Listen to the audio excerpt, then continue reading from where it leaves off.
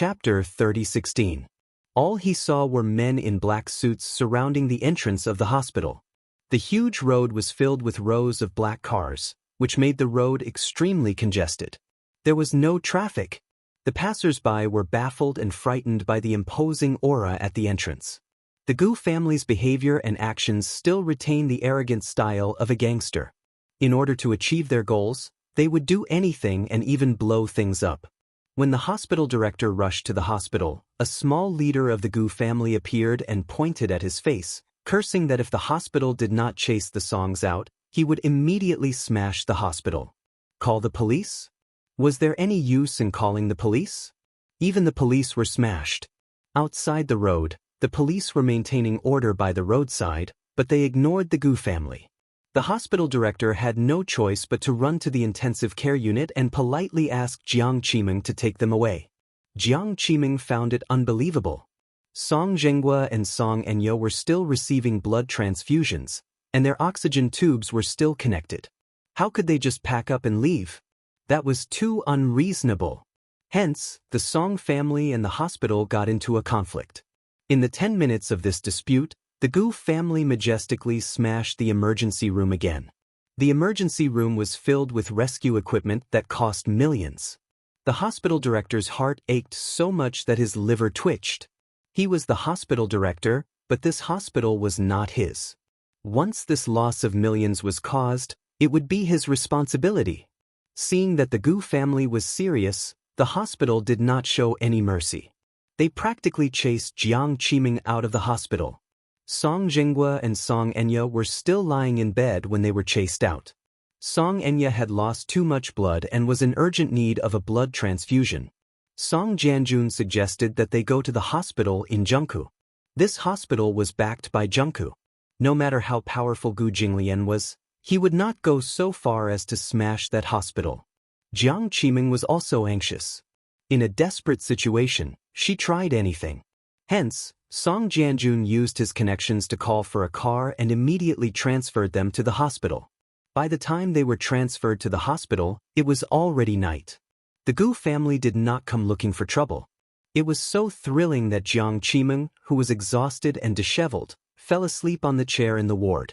Song Jianjun was worried that there would be another accident, so he sent someone to guard the hospital and went back. That night was peaceful. Early the next morning, when Gu Jinglian found out that Song Jianjun had arranged for Jiang Qiming to be transferred to this hospital, the Gu family came knocking on his door with great force. Crackle! The entire foyer had been smashed up by the Gu family's people. Jiang Qiming was still drowsy when she heard a nurse running into the ward in a panic. Song Zhenghua was in the same ward as Song Enya. She walked over and pulled out the needles for blood and 4 drips without a word. Jiang Qiming still did not know what was going on. When she saw her mother pulling out the needle, she rushed forward anxiously and questioned her why she was doing this. The nurse said angrily, "Someone is smashing up the hospital. It said that the Gu family sent someone here, saying that they want our hospital to chase you out. Otherwise, I'll smash the entire hospital." He dares. This hospital was backed by the central government. How dare he smash it? Did Gu Jinglian eat a bear's heart and leopard's guts? Had the Gu family's power reached such an extent? Impossible. Chapter 30:17. With Song Jianjun's support, Jiang Qiming asked, "Do you know who's lying on this bed?" The nurse glanced at Song Zhenghua and said angrily, "I know. It's written on the nameplate, Song Zhenghua." "Then, do you know who arranged for us to stay in this hospital? It's Chief Song. Since you know, the hospital has already reported to Chief Song. I did this because Chief Song instructed me to do so," the nurse said confidently. Jiang Qiming was shocked when she heard this. "What? We've already called Chief Song. Chief Song has also approved of this decision." After a pause, the nurse said nervously, "Can you not make things difficult for us? I heard that the hospital you were in yesterday was smashed by the Gu family. They destroyed several million worth of equipment. Everyone in the hospital is saying that you're a jinx. Wherever you go, the Gu family will destroy everything. No hospital will dare to take you in anymore." Jiang Qiming was stunned for a long time. When the nurse continued to pull, She immediately stopped her. My daughter is still in critical condition. She's still receiving a blood transfusion. You can't pull it out. Chief Song has already spoken. The director can't just stand by and watch the hospital be smashed into a mess because of you. The hospital is a place to save the dying and heal the injured. How can we just stand by and watch people die? You don't understand. However, the nurse was a snob. With the hospital's support, she ignored Jiang Qiming's objections and called over a few male doctors. Together, they pushed the bed out of the hospital. When the Gu family saw that they had been chased out, they immediately retreated. Jiang Qiming was furious. This Gu Jinglian was forcing her into a corner. She called Song Jianjun. On the other end, the latter said helplessly that he had no choice but to send a car to send Song Jinghua and Song Enya home. Jiang Qiming originally thought that this was the end of Gu Jinglian. She did not expect that with Gu Jinglian's character, he would definitely not stop once he was angered to the point of death. This man had always returned kindness tenfold and enmity 100-fold. If he was displeased, he would return it 100 times, 1,000 times over. As soon as the car arrived at the entrance, Jiang Qiming didn't have time to send Song Yunxian home before she saw cars from the prosecutor's office parked in front of the Song family's gate. Jiang Qiming had met him once before and greeted him at a dinner party. He was Shen Yanfei from the capital's Discipline Inspection Commission. Her mind went blank. She was so frightened that she immediately walked forward and asked, "Chief Shen, what are you, Mrs. Song? I received an anonymous report that Mr. Song was a pervert. We're here to understand the situation." Were they going to raid the Song family? Jiang Qiming laughed in anger and questioned, "Who reported the corruption? Do you have any evidence?" Shen Yanfei gave a fake smile and said coldly, "The informant provided conclusive evidence. Otherwise, we wouldn't have mobilized so many people, don't you think?" His tone was extremely cold, as if he was deliberately drawing a line between himself and the Song family. Here comes another person who is adding insult to injury. But this was the way of the world. Chapter 30:18. Jiang Qiming could not stop them at all. Once Shen Yanfei gave the order, the subordinates around him immediately understood and rushed into the courtyard in a single file. "Shen Yanfei!" Jiang Qiming rushed forward and grabbed his arm, shouting at the top of her lungs, "You can't do this!" Shen Yanfei said in a neutral tone, "Mrs. Song, please open the door and cooperate with our investigation." Jiang Qiming was so angry that her lips trembled. With a livid face, she said, "Jinghua and Enya are seriously injured now. Shen Yanfei, Jinghua used to take care of you so much and supported you in your career. Now you're finally on a meteoric rise. Now that you've turned around, you're going to turn your back on me. Don't forget, who exactly did you rely on to climb to this position? Now that you're in a position, you're going to be ungrateful?" Her every word was a gem, but Shen Yanfei was indifferent. His tone could not help but become harsher. "I asked you to open the door. Why are you talking about these irrelevant things? Indeed, Mayor Song used to support me a lot. But, since when did Mayor Song have so much power to promote anyone he wanted?" Jiang Qiming was speechless for a moment. She had dug a hole and jumped into it herself. She was so angry that she did not pay attention to her words. Shen Yanfei looked at her coldly and said expressionlessly, "You're just trying to divert attention and avoid the investigation. Since you're so uncooperative, don't blame us for being rude." With that, he waved his hand and said to his subordinates, "Search the house properly." His subordinates immediately broke through the door. The lock on the sturdy door was broken, and a group of people rushed in. As soon as they walked in, they immediately began to search. Jiang Qiming wanted to rush in, but she was immediately restrained. The Song family's villa was not big, but it was not small either. Jiang Qiming usually did not ask about Song Jinggua's work matters, so she did not know everything about him. However, from what she knew, Song Yunxi had embezzled a portion of the public funds for artificial insemination. This sum of money had been deposited in Song Yunxi's bank account, but it disappeared later. Song Jinghua was very nervous, so he robbed Peter to pay Paul by embezzling another portion of the public funds into this account. Hence, When Song Enya told him that the money had been used to pay for artificial insemination, he nearly had a stroke from anger. Jiang Qimeng also remembered that there was a secret door in the basement that Song Jinghua had never allowed her to approach. Once, she walked to the basement and accidentally pushed open the door. When she walked in, she found that it was filled with large safes, and each of them had a combination lock. She vaguely guessed what was inside. She had a tacit understanding with Song Jinghua, but she didn't point it out. She knew very well in her heart how the Song family was able to obtain such wealth. Jiang Qimeng had always accepted it with a clear conscience and did not think about the consequences if these things were to be exposed. She could only stand at the door and watch as people kept coming in and out. For a moment, her heart was in a mess. But how could she not know? With accidents happening one after another, she naturally knew who was the one behind this sudden search operation. Gu Jinglian. Him again. Chapter 30:19. Could it be that this man would not rest until he had forced the Song family into a corner? Now, however, Song Jianjun seemed to be deliberately avoiding suspicion and did not care about them. Song Jinghua was lying unconscious in bed, and Song Enya was in danger. Who could she pin her hopes on? There was only utter despair. The search lasted for a full 6 hours. In the evening, the investigation came to an end. She did not know who Xin Yanfei's subordinates were, but they actually dug 3 feet into the ground of the huge villa. His subordinate came to report that they had found a lot of things and had already made a list for him to look through. Shen Yanfei walked into the living room and found a safe and a number of gold bars moved to the center of the empty space. His subordinate reported that the murals on the wall could be moved. When they were moved, they found a secret door. When the secret door was opened, they found the gold bars and cash hidden inside.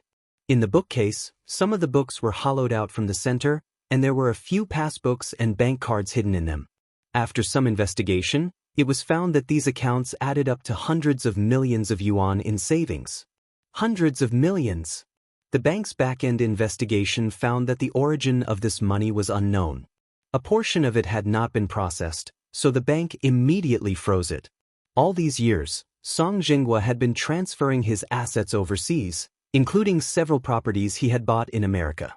2 of them were in San Francisco, which were worth millions of dollars, and 3 seaside villas in Florida, which were worth tens of millions. There were also some scattered assets that had yet to be cleared. The court sent people to transfer these assets and put a seal on the villa. Song Jinghua and Song Enya were taken to the hospital by law enforcement officers and detained. Seeing that the situation was not good, Jiang Qimeng could not care about Song Enya and Song Jinghua anymore. Taking advantage of the fact that Xin Yanfei was not paying attention, she hurriedly took a taxi and left. She found out the address of the Gu residence and went all the way there. When she reached the door, she frantically knocked on the door, begging to see Gu Jinglian. No one in the Gu family paid her any attention and did not let her in. For the whole night, she knelt in front of the Gu Jinglian's door, begging him for a look. When Uncle Fu came to report, Gu Jinglian was playing gamoku with Xiao Bao in the study. After what had happened at Song Enya's wedding yesterday, Gu Jinglian had left a good impression on him. He knew that the man was doing this to support him. Hence, when he returned to the Gu residence, the little lad was no longer as cold to him as before. He kept addressing him as uncle and appeared to be very close to him. Gu Jinglian, on the other hand, was particularly arrogant. He pushed his face away with a look of disdain. Baby Chu, on the other hand, did not mind and continued to circle around Gu Jinglian. He felt that this uncle was pretty good. At least, he took care of him and helped him deal with those bad people who bullied him. He felt that this man was a very reliable backer. He couldn't help but fantasize that if he found his mother and set her up with his uncle, then he would be able to call this uncle Dad. He had a father. In fact, Xiao Bao had already acknowledged this man in his heart. However, he had not changed the way he addressed him because he was afraid that his mother would be angry and unhappy. Still, he did not know if his mother would not acknowledge this man. Chapter 30:20. Gu Jinglian did not know what the child was thinking. He felt awkward calling him uncle, but when he saw that chubby little face, he felt that it was acceptable to call him uncle. Xiao Bao kept pestering him to play gamoku, but Gu Jinglian did not have the patience to do so. The reason was that Gamoku was too childish. However, during this period of time, the little guy had become obsessed with this game for some reason. It was something that Uncle Fu had taught him. However, when he learned Gamoku, he discovered that this Gamoku was too simple. That was because he played against Uncle Fu. Out of 5 games, Uncle Fu would lose at least 4 games. It was not challenging at all. He kept winning, and the little guy thought that Gamoku was not difficult at all. He believed that he had extraordinary talent in Gamoku and was invincible. Therefore, he wanted to challenge Gu Jinglian. However, after just 1 game, Xiaobao lost in less than 10 games. What the little guy did not know was that Uncle Fu had been giving in to him all this time. Uncle Fu was very good at Go. Gamoku was child's play to him. However, Gu Jinglian's Go skills were superior to his. Even a high-level national player would not be able to gain an advantage in front of Gu Jinglian, let alone a newbie like Xiaobao. Gu Jinglian would not give in to him. To him, he had a strong desire to win. Whether it was a game or a competition, he wanted to compete for supremacy in everything. Even if the person playing chess with him was a 5-year-old child, his son, Gu Jinglian would not give in. After 5 games, Xiaobao did not gain any advantage. He was completely defeated by his father. His little mouth pouted and his nose wrinkled as if he was about to cry. Uncle Fu did not know whether to laugh or cry as he watched from the side. The father and son played chess together. Although Gu Jinglian looked like a mature adult, he was also very childish and willful in certain aspects. Seeing that Xiaobao was about to cry, Uncle Fu couldn't bear it. He moved closer to Gu Jinglian and whispered in his ear, "Old master, at least give in." Gu Jinglian asked impatiently, "Why should I give in to him? You're already so old, why are you being so calculative with a child? It wasn't easy for Xiaobao to learn Gamoku, but you killed him until he lost all his temper. That's too cruel." Gu Jinglian asked coldly, "Who's to blame for his stupidity?" Uncle Fu cleared his throat and said, Master, this is your son. Gu Jinglian, you gave birth to such a stupid child." Uncle Fu continued to remind him, "But if Xiaobao is properly trained, he might become smarter." Xiaobao eavesdropped on them. He put his hands on his hips and said aggrievedly, "I'm not stupid." Gu Jinglian frowned and said, "Do you still want to continue?" "I'm not playing anymore." Xiaobao pushed the chessboard dejectedly and said unhappily, "I'm not playing anymore. This game isn't fun." He was stupid, but he still had the cheek to blame the game for not being fun. Gu Jinglian was disgusted. However, Xiaobao was unwilling to give up. He thought that if he couldn't beat Gu Jinglian in Gamoku, what about the other games? He didn't believe that he couldn't beat him in any game. Xiaobao crossed his arms and thought hard. Suddenly, he thought of something. His eyes lit up and he said to Gu Jinglian, "Let's play aeroplane chess." "I'm not free. Get lost." Gu Jinglian's words were concise and to the point, his gaze cold. Aeroplane chess. He, the head of the Gu family, was actually playing aeroplane chess with a 5-year-old child. Chapter 30:21. When Xiaobao heard this, he said smugly, "Is it because you know you can't beat me, so you don't dare to play with me?" This was clearly a goading tactic. Uncle Fu thought to himself in a cold sweat. Master would definitely not fall for such a goading tactic. However, he saw Gu Jinglian's contemptuous expression. He slammed the table and said, "Bullsh**T. You think I can't beat you?" Xiaobao immediately said, "Then I'll bring the chessboard over. Beat me again if you can." Gu Jinglian said coldly, "Bring it on. Don't cry if you lose." "I won't cry." As Xiaobao said this, he immediately went back to his room to bring back the aeroplane chess that Uncle Fu had bought for him. Aeroplane chess was made up of 4 colors. There was a picture of an airplane on it, and it could be played by up to 4 people. There was a die in aeroplane chess. When the die was shaken, the number of heads on the die would determine the number of steps one could take until one reached the end point. However, at the beginning, the plane could only leave the starting point and take off when one rolled a 6. The number of steps one could take to reach the end point had to be exactly right in order to win. It was a chess game that relied heavily on luck. Xiaobao took it over excitedly. He and Gu Jinglian each took a color and started playing. Gu Jinglian familiarized himself with the rules of the game and found it novel.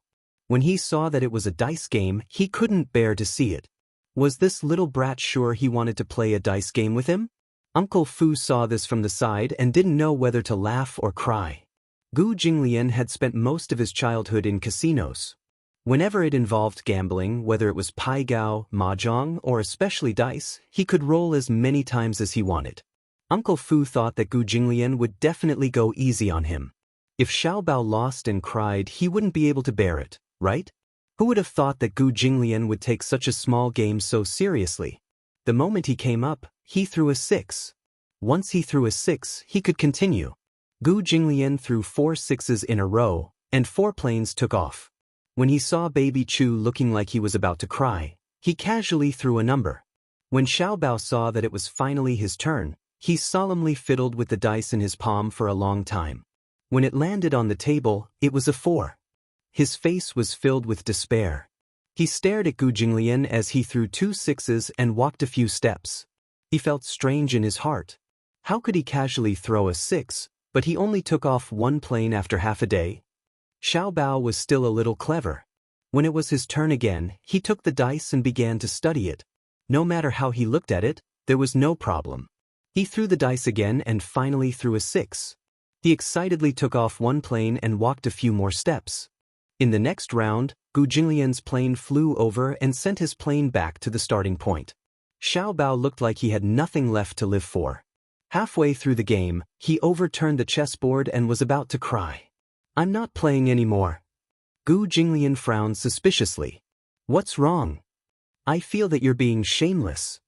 Xiao Bao said truthfully, "Why can't you always throw a 6, but I can't?" Gu Jinglian said, "I can throw as many as I want. You're destined to lose if you play dice with me." "You're lying." Xiao Bao did not believe him.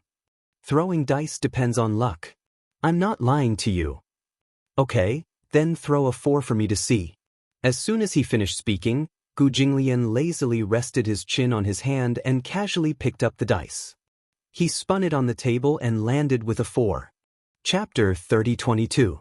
Xiao Bao was so shocked that his eyes almost popped out of their sockets. It was unbelievable. It was like magic. Xiao Bao felt that it was amazing, but he was still skeptical. He suddenly reached out and grabbed Gu Jinglian's large hand to examine it carefully. He didn't miss a single pattern, but after a careful examination, he didn't find anything strange. For a moment, his mind was full of question marks. "Maybe it's just a coincidence." Xiao Bao said again, "I don't believe it. I don't believe it. Try throwing another one." Uncle Fu teased him, "How many dice do you want this time?" Gu Jinglian didn't hesitate at all and threw the dice. The dice spun on the table for a long time before finally landing with 1 point facing up. 3. Gu Jinglian threw again and accurately hit 3 points. "That's weird." Xiao Bao scratched his head in confusion. He didn't expect Gu Jinglian to do this. That was exactly what he was doing. Xiao Bao suddenly asked curiously, "Then if you throw 2 dice, can you get the same number?" Gu Jinglian said, "Bring me 2 dice." Uncle Fu immediately rummaged through the cabinets and found 2 dice for him. Together with the 1 in his hand, there were 3 dice in total. Uncle Fu then brought over a dice cup. Gu Jinglian threw the 3 dice into the cup and pinched the dice cup between his 2 slender fingers. He casually played with the dice cup in his hands and suddenly placed it upside down on the table. His handsome eyebrows raised slightly. Xiao Bao glanced at him and saw that he was motioning for him to open the dice cup. Thus, he curiously reached out his small hand and opened the dice cup. He was surprised to find that all 3 dice were exactly 1 point. He was even more bewildered. "Uncle, you're amazing. I'm convinced." Gu Jinglian was flattered by his flattery and felt a little smug. He snorted coldly and said, "It's just a small trick. Can you teach me how to play?" Xiao Bao clasped his little fists, his eyes full of yearning. He felt that Gu Jinglian's skill was simply too amazing. It was too cool. He could throw as many as he wanted. Could he be one of the legendary mysterious magicians? Gu Jinglian said, "Why should I teach you? You're so stupid, you won't be able to learn it." "I will learn with an open mind." I'll definitely train hard. No matter how difficult it is, I will definitely learn it. Xiao Bao's eyes were filled with admiration, which made Gu Jinglian feel a little better. He even wanted to show off his card skills in front of this little guy, so that this little guy would worship him even more and worship him like a god. Uncle Fu cast a sidelong glance at Gu Jinglian. He was a little disgusted. He didn't expect that old master would have such a childish side. He actually took the little guy seriously. However, this kind of master was a little cute. Uncle Fu was looking at them with gratification. Outside the door, a subordinate came to report that Jiang Qiming was kneeling at the door. They couldn't chase her away and she still had no intention of leaving. Will something happen to her? After all, she's at the Gu family's doorstep. It'll be bad luck if something happens to her. What do you mean? Jiang Qiming is clamoring to see old master. Uncle Fu, do you think we should let old master take a look at her personally? Uncle Fu walked in front of Gu Jinglian and told him about the matter. Gu Jinglian said coldly, "Do I have to do this personally? If she refuses to leave, break her legs." Chapter 30:23. Gu Jinglian pursed his lips impatiently. He then stood up and said to Xiao Bao, "Be good and wait for me." Xiao Bao watched curiously as Gu Jinglian and Uncle Fu left. Feeling puzzled, he followed behind them. Gu Jinglian and Uncle Fu only realized that it was raining heavily when they reached the door. Jiang Qiming knelt motionlessly at the door. The pouring rain hit her body and soaked her clothes. Her thin clothes stuck to her body, making her look sickly and lifeless. She had not had a good night's sleep for 2 days and 2 nights. Moreover, such a huge incident had happened in the Song family. She was utterly defeated. Jiang Qiming heard footsteps and immediately looked up. Once she saw that it was Gu Jinglian, a flattering smile immediately appeared on her face. "Young Master Gu, you're finally willing to see me." Gu Jinglian frowned in disgust at her sorry state and said coldly, "What are you doing?" "Young Master Gu, I'm begging you. Please let the Song family off. I don't know what Enya did to offend you. However, if Enya has really offended you in any way, I'll kowtow to you on her behalf and apologize to you since she's still young and immature.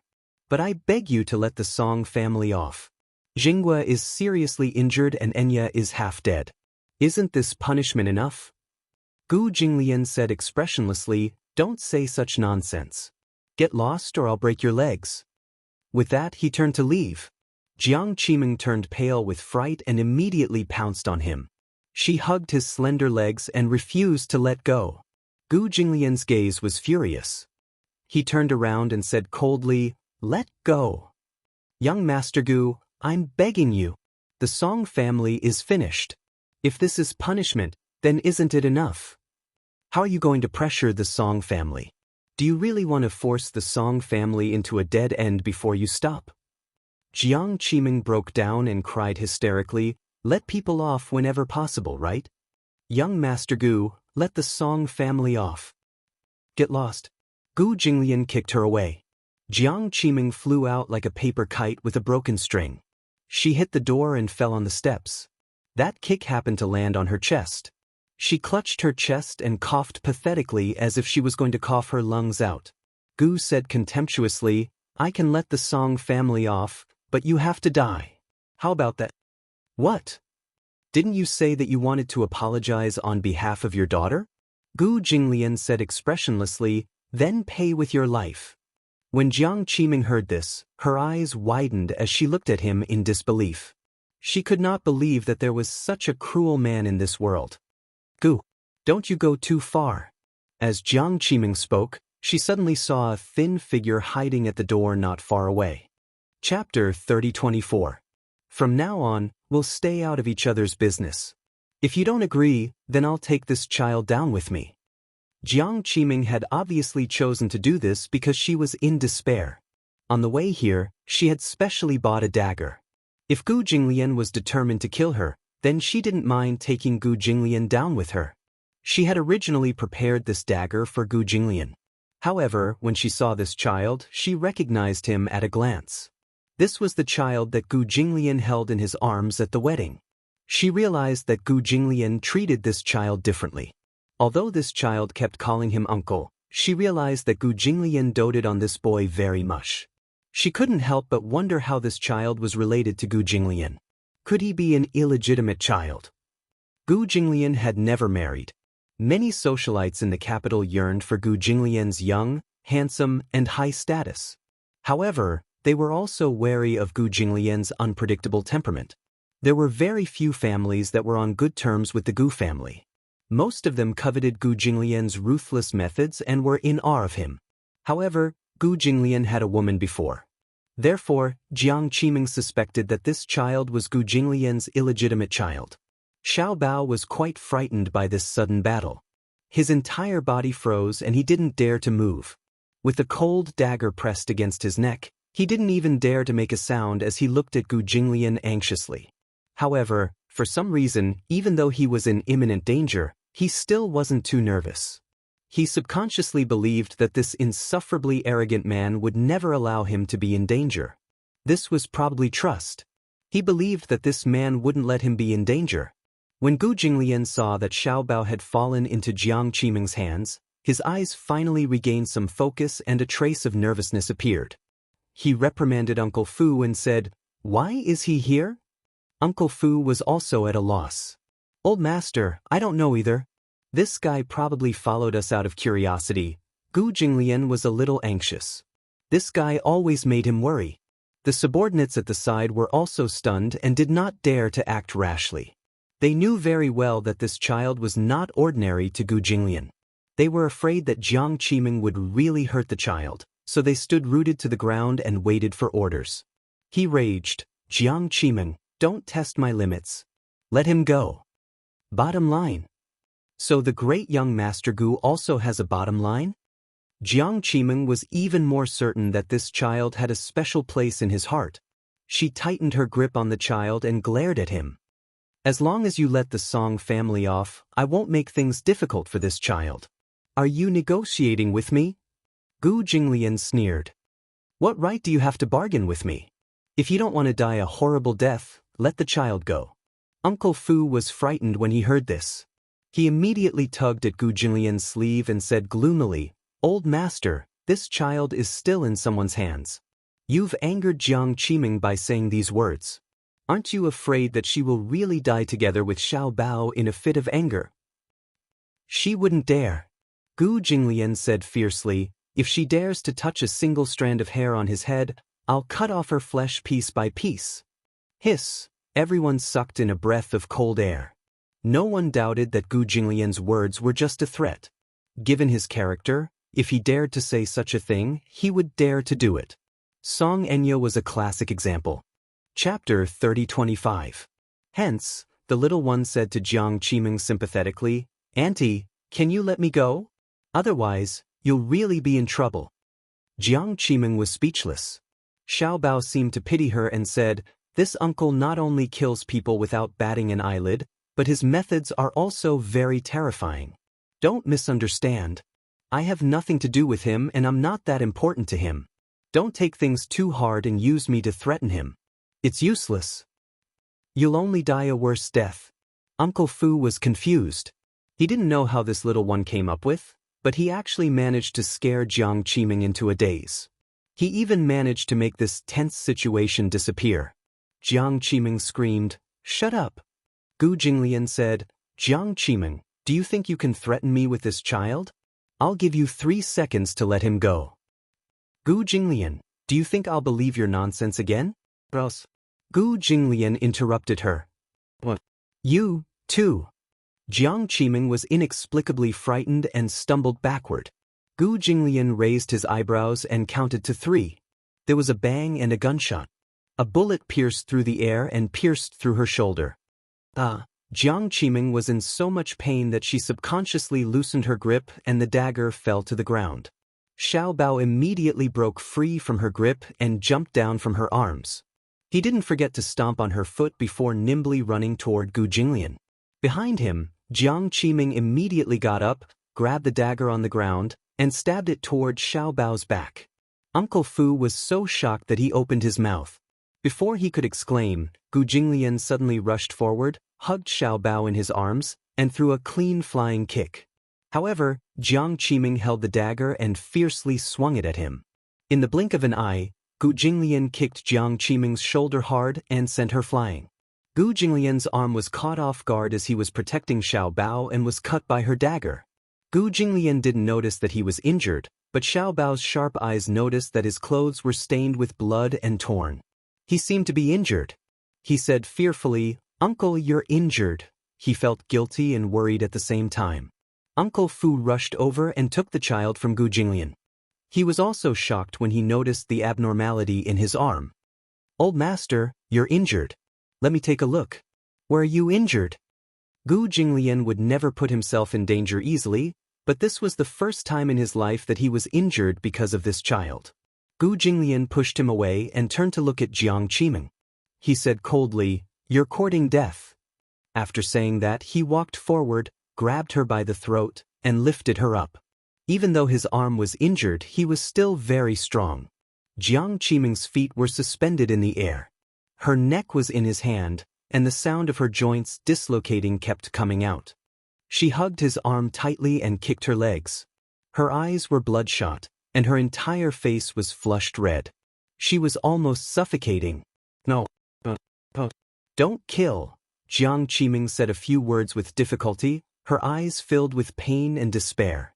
Gu Jinglian was indifferent and tightened his grip on her throat. Xiao Bao saw this scene and was frightened. He immediately said, "Uncle, stop." Chapter 30:26. As Xiao Bao spoke, he glanced at Jiang Qiming, who was lying on the ground in a sorry state. He could not bear to see her like this. She looks so pitiful. Furthermore, if you kill someone, it will only dirty your hands. Gu Jinglian frowned. He could not help but wonder if this little guy was his biological son. Why was he so soft-hearted? Had he forgotten that it was this pitiful woman who had used her dirty hand to strangle his neck and even pressed a dagger against his neck? Uncle Fu also said, "Old master, don't dirty your hands. Leave this kind of person to me." Then he whispered into Gu Jinglian's ear, "You have to be more careful in front of the child. Otherwise, you will scare the child. Xiao Bao is only 5 years old." Gu Jinglian felt that it made sense. He nodded slightly and said, "I'll leave it to you."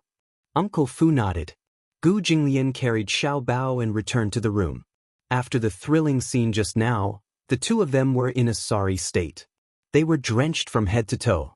Just as Gu Jinglian returned to the room, Xiao Bao hurriedly left his arms and started rummaging through the cabinets. "What are you looking for?" Xiao Bao could not be bothered to speak. Finally, he found a first aid kit in the cabinet. He was observant. A few days ago, Uncle Fu had accidentally injured his finger and used a band-aid, so he put the first aid kit here. He carried the first aid kit to Gu Jinglian and said carefully, "Uncle, your arm is injured. Let me help you apply the medicine." Gu Jinglian looked at him suspiciously. Why was this guy trying to curry favor for no reason? He said, "There's no need. I can do it myself."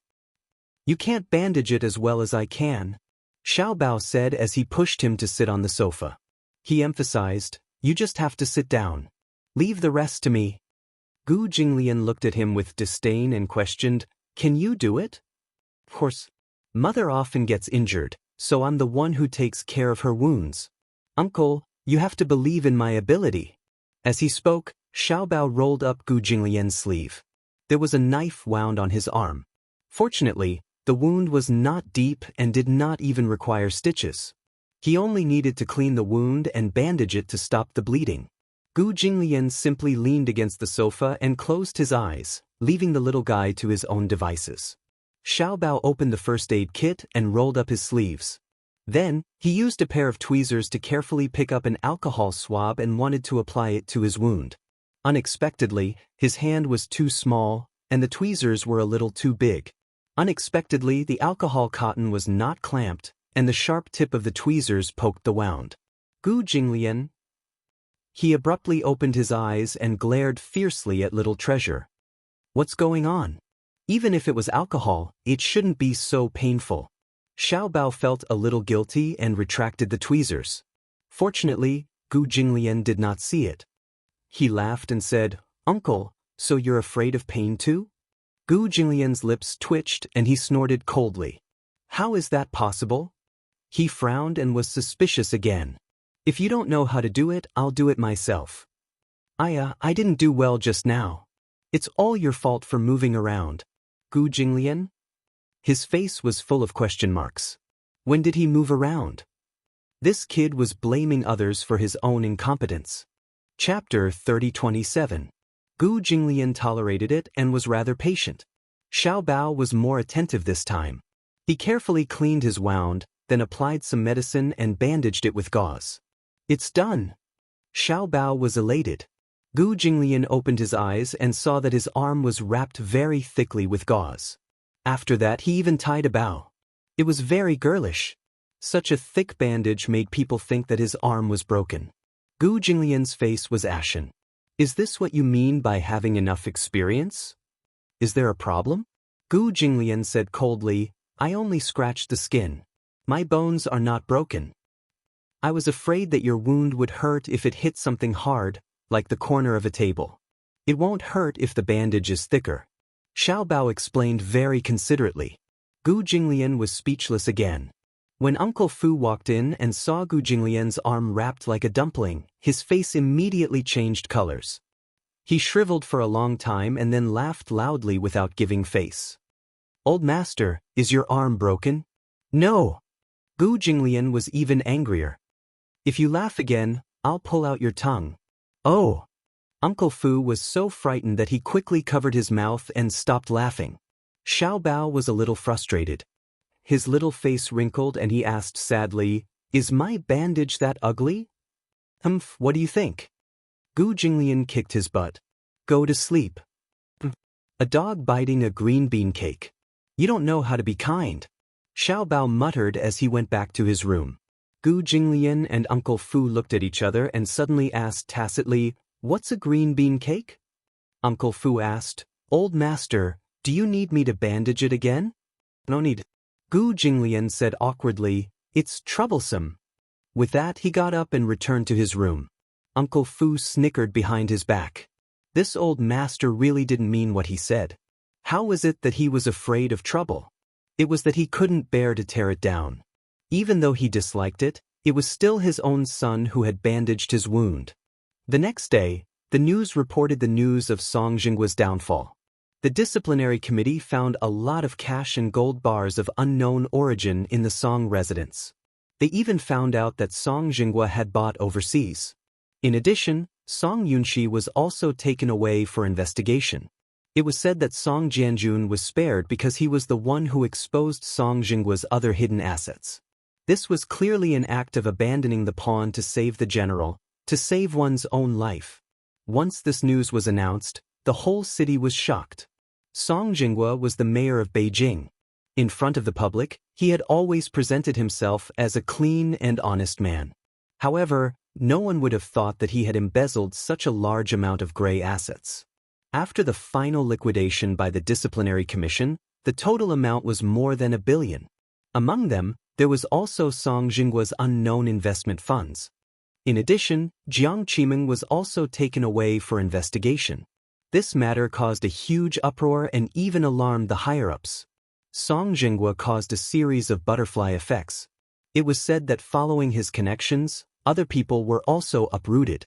Beijing's government experienced a big reshuffle overnight. Another report also caught the attention of the public. Chapter 30:28. It was rumored that the Song family had offended the Gu family, and that the Gu family was the one behind all this. However, there were also people who said that the Gu family had only collected relevant evidence. If Song Jinggua had not done such a thing, the Gu family would not have made up something out of nothing to deal with the Song family. Song Jinggua's case was still under investigation, and his assets had been seized. As for his trial, it would be held in public at another date. Song Jinggua could never have imagined that because of his daughter, his career would come to an end like this. He had failed miserably. What he didn't expect even more was that what awaited him was a death sentence with a reprieve. Of course, this was all in the future. During this period of time, Chu Ho had been actively rehabilitating. Under Uncle Fu's meticulous care, her body was getting better, and her complexion had returned to normal. Hence, When she asked to see Xiaobao again, Uncle Fu did not refuse. In the afternoon, when Xiaobao came home from kindergarten, Uncle Fu hugged him and said mysteriously, "Xiaobao, Uncle Fu will take you to see someone, okay?" Xiaobao was curious. "Who is it?" "Don't worry, you'll know when you see him later." Uncle Fu carried Xiaobao and walked into Chu Ho's room. When he opened the door, Xiaobao was still confused. However, when he followed Uncle Fu's line of sight and saw Chu Ho standing in the room, wearing a white shirt and looking uneasy, he was stunned. He was so shocked that he could not speak. Chu Ho was originally calm as she waited anxiously. When Uncle Fu said that he would bring Xiaobao over, she waited patiently in the room. She was afraid that her reunion with Xiaobao would be obstructed by Gu Jinglian. However, she did not expect that Gu Jinglian would not interfere, which surprised her. When she saw Xiaobao, Chu Ho's eyes reddened. A warm smile immediately appeared on her originally stern face. She immediately walked over and held Xiaobao's face, looking left and right. Originally, Xiaobao was very thin, not tall, and there was not much flesh on his face. However, how long had it been? His face had become chubby, and he had grown a lot taller. Chu Ho suddenly had mixed feelings. She hugged him tightly, her eyelashes wet with tears. "Xiaobao." Chu Ho's throat was choked and her voice was a little hoarse. Xiaobao reacted belatedly. When he first saw her, he thought that he was dreaming. It was only when Chu Ho hugged him tightly and felt the real touch and the warmth of her body that he realized that this was not a dream. This was really happening. Finally, he was reunited with her. His mother was alive and kicking. His mother really existed in reality, and not in a dream. No matter how hard he tried, he could not catch up with her.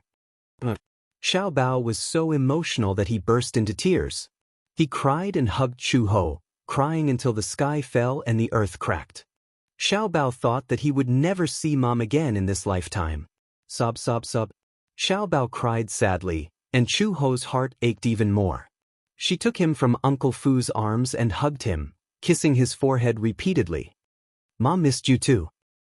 Sob, sob. "Mom, why did you only find Xiaobao now?" Xiaobao felt wronged and disdainful. "Mom is so stupid. So stupid, so stupid." When Uncle Fu saw this scene, he couldn't help but be moved. The corners of his eyes were a little wet, and he felt a little touched. Chapter 30:29. Even though Xiaobao rarely mentioned Chu Ho during this period of time, he knew that the little guy was meticulous. Even though he didn't say it out loud, he was always thinking about Chu Ho in his heart. Hence, he was happy to nurse Chu Ho back to health. He hoped that she could recover quickly so that she could appear in front of the little guy in good health. It would be a surprise for the little guy. To Xiaobao, this surprise was both surprising and delightful. He could tell that when he saw Chu Ho, he was so emotional that he almost fainted from crying. Uncle Fu was considerate. He quietly left the room and closed the door, giving the mother and son some space. Chu Ho wiped away Xiaobao's tears and said, "Don't cry, okay? Didn't Mommy find you?" Xiaobao was still a little angry. However, he couldn't hold it in for long. In the blink of an eye, he smiled warmly again. Chu Ho pinched his face affectionately and said to him, "Xiaobao, Mommy will take you away from here, okay?" When Xiaobao heard this, he was startled. He didn't immediately nod in agreement. Instead, he grabbed her collar uneasily and said hesitantly, "Mommy? Xiaobao has a question to ask you."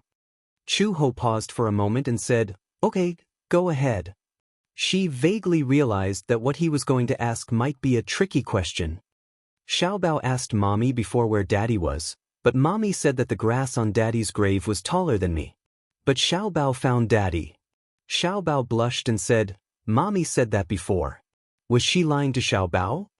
Chu Ho held her breath and didn't answer immediately, because she didn't know how to answer this question. Xiaobao asked doubtfully, "Mommy, Xiaobao has a daddy, right? His name is Gu Jinglian, right?" Xiaobao, must Mommy leave? When Xiaobao thought about leaving with her, he was afraid that he would never see that handsome and bad uncle again, and his mood became inexplicably complicated. Thus, he probed carefully, "Can't Mom stay?" With his father, Xiaobao would have a mother and a father. Mommy won't be alone anymore. Chu Ho did not expect him to make such a request. For a moment, he did not know how to respond. Xiao Bao, don't you like Mommy anymore? I do. Xiao Bao loves Mommy the most. Just as Xiao Bao finished speaking, he hesitated for a moment.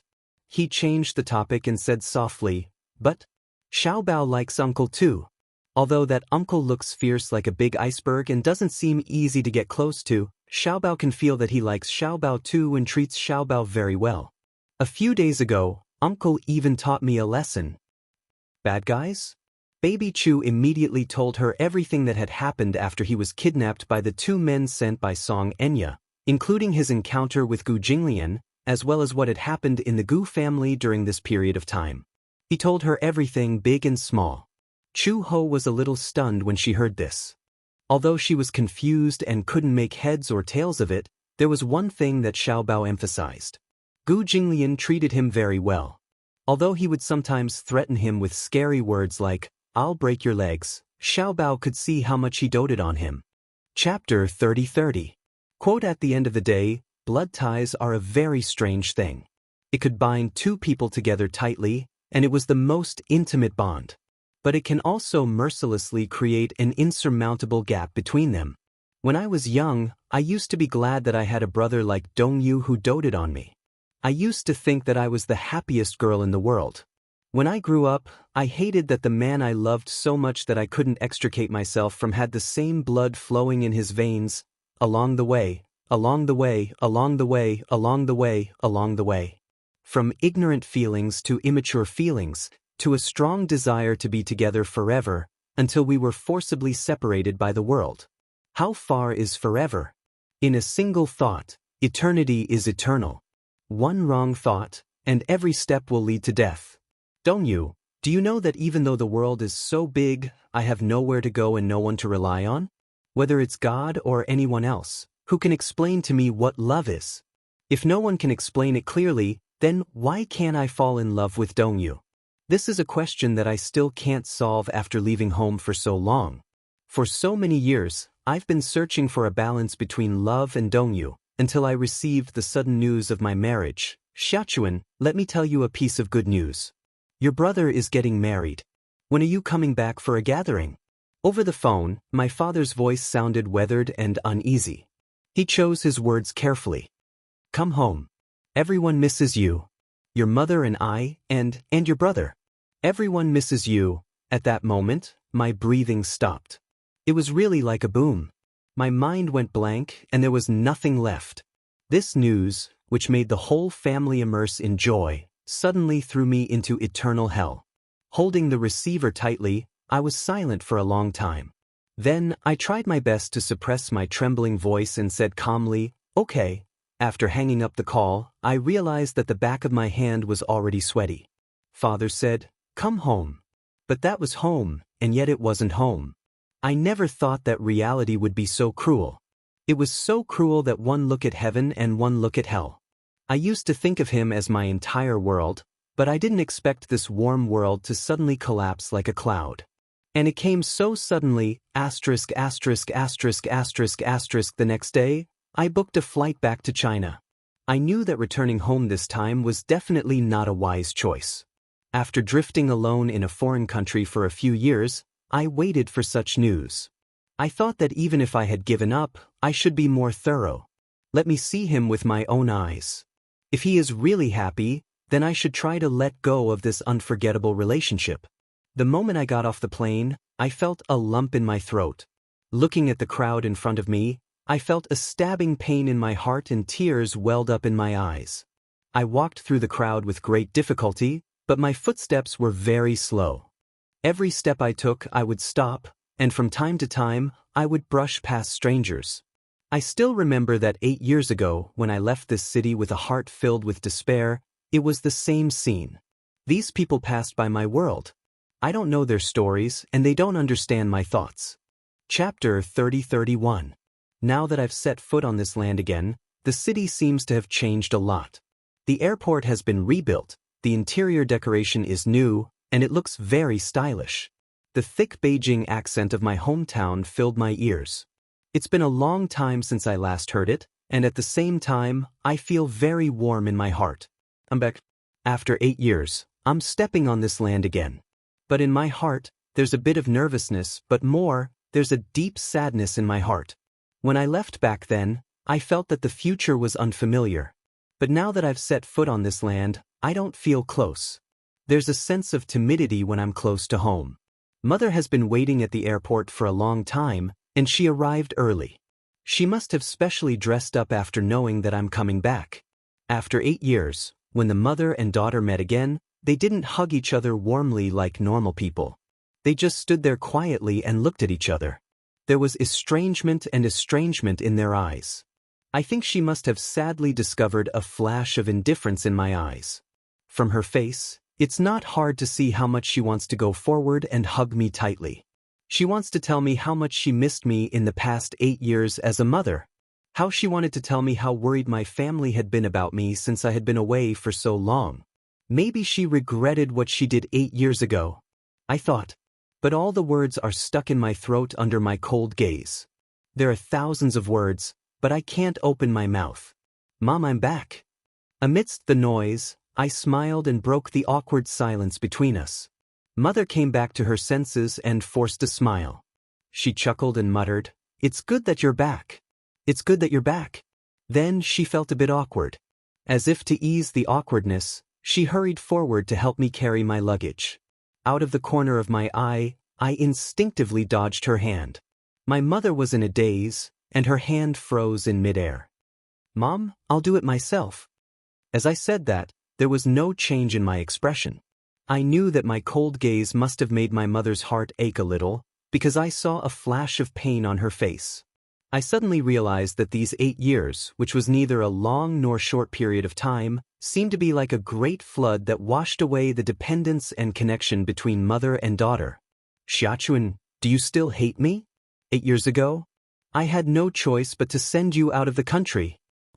I'm doing this for your own good." A smile appeared on my face, but I said nothing. After a long while I sighed. I know, so you really don't have to explain so much." She gave me another long look. "Xiachuan, is the luggage heavy? Let Mom do it for you." Her mother's voice was very soft and even trembled slightly.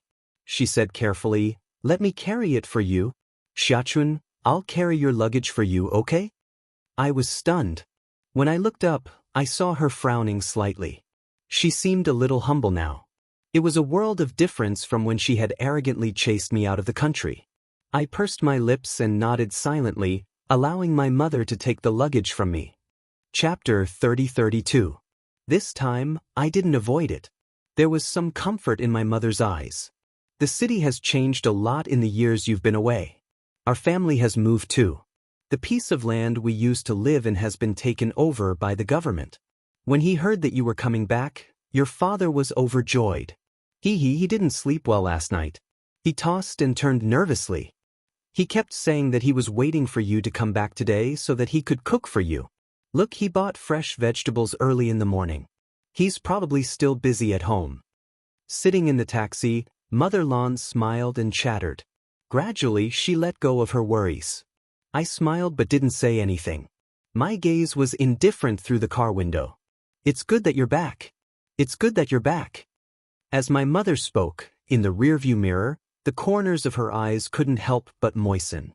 However, she secretly wiped away the tears with her fingertips, not wanting me to see. "Mom." I silently looked out the window at the unfamiliar street. My eyelids drooped slightly as I interrupted her indifferently. I asked hesitantly, "Is he all right?" She knew who I was talking about. Hence, she fell silent and the smile on her face gradually faded. "He has always been thinking about you." I vaguely remember that not long after I was born, the first word I could say was brother. The first name I said when I was learning to speak was also his name. Dongyu. For as long as I could remember, the thing that left the deepest impression on me wasn't my mother's gentle whispers, nor my father's broad shoulders, but his warm arms. My name was Xiachuan. I was born on the hottest day of summer. His name was Dongyu. He was born during the coldest time of winter. He was my brother, 3 years older than me. When I was young, my parents were busy with work and the family of four rarely spent time together. When I was born, my mother's heart ached for me and she insisted on giving birth to me. In order to avoid the policy, she fled to the countryside. At that time, the two of us were fostered at my grandmother's house in the countryside, and Dongyu was my greatest support. Dongyu was very good-looking. He had inherited his mother's good looks. He had delicate features and was very handsome, especially his pair of clear black and white eyes. One look at them could make people lose their souls. Hence, many girls had liked Dongyu since he was young. However, perhaps because he was born in winter, Dongyu's personality was a little cold. He had been too distant from the other children since he was young. Even his parents were a little distant from him. This coldness was even more obvious during the rebellious period of his youth. And from the beginning to the end, the only one who could freely get close to him was probably me. Perhaps it was because we were blood-related, but Dongyu doted on me to the bone. Even his parents couldn't compare to this kind of love. According to Grandma, when I was born, Dongyu was still very young. He had thin arms and legs, and there wasn't a single ounce of flesh on his arms. However, he was able to carry me steadily and never fell or knocked my head. At that time, after my mother gave birth, she wasn't in good health. Before I was a month old, she asked Grandma to take care of me. Dongyu, on the other hand, followed her silently. He had never been close to anyone since he was young, but he liked to hug me and play with me, calling my nickname over and over again. Chun-chun, chun. When I cried, he patiently teased me. When I was hungry, he gently coaxed me. At night, it was Dongyu who hugged me and sang nursery rhymes to sleep. Chapter 30-33. Yes, he really doted on me. I naively thought that even if Dongyu was the only person in the world who doted on me, I would still be the happiest girl in the world. I remembered Grandma mentioning that when I was 1 year old, Dongyu held my little hand and taught me how to walk step by step. He was half squatting in front of me. At that time, I was chubby from being raised by Grandma. I wore a lot of winter clothes and struggled to walk on my wobbly legs, wobbling towards him with my arms outstretched. In a moment of carelessness, I fell hard. Although it wasn't serious, a layer of skin was abraded on my palm. Before I could cry out loud, Dongyu's eyes turned red. He hugged me in a panic. For the first time in my life, I showed an expression other than gentleness and indifference on his face. As I grew older, I could run more steadily and gradually became sturdier. I played with the other children, playing hide and seek and catching cicadas. I was really crazy. When I was young, I loved the nighttime the most. At that time, we were still young and there were no inhibitions. Every night, Grandma would bathe Dongyu. When I was young, I didn't know what shame was. I would climb into the bathtub on all fours and squeeze with him. I especially liked to tease him. I even pointed at Dongyu's undeveloped little guy and asked Grandma why my brother's part was different from mine. Grandma would always laugh at my teasing. She would scratch the bridge of my nose and laugh at me for being shameless. On the contrary, Dongyu would be a little shy. So much so that when I was naked next to him, he would freeze and not dare to move. Grandma would apply the shower gel on us. I liked the refreshing smell very much, and I liked the fact that my body smelled the same as Dongyu's. I was afraid of the dark and didn't like to sleep with Grandma, but I was willing to squeeze into a small bed with Dongyu. At night, I would often wrap my little arms and legs around him without restraint, pestering him to play rock, paper, scissors. This boring game became the most interesting pastime. When the moon was high in the sky, I couldn't sleep. I liked to lie beside him, hold my little head, and listen to him sing and tell stories. Dongyu's voice was very pleasant. It was as clear as a wind chime, with a hint of childishness. He sang gently in my ear. At that time, he only knew how to sing a few songs that he had learned from music class. But I never got tired of listening to him. Every night in my childhood, I always fell asleep with his soft singing. In her memories of her youth, Dongyu was somewhat bland. He always locked himself in that world, either doing his homework or reading some famous works outside of class. He had been taking piano lessons since he was 6, so I often pestered him to teach me. At that time, in the eyes of many children, Dongyu was cold and unapproachable. He was so noble and aloof. Thinking of his background from the city, He was not like these wild children who grew up playing mud and catching frogs in the countryside. His body was clean, and there was a bit of scholarly elegance. This kind of temperament was not something an ordinary child could have. Good etiquette and refined speech were used by many parents as teaching materials for their children. Chapter 30-34. It's delicious. I'm asking my daughter. Xianxia had the urge to roll her eyes. Unknowingly, it was getting closer and closer to her due date. Xianxia's tummy was getting bigger and bigger. Perhaps big wasn't enough to describe her round tummy.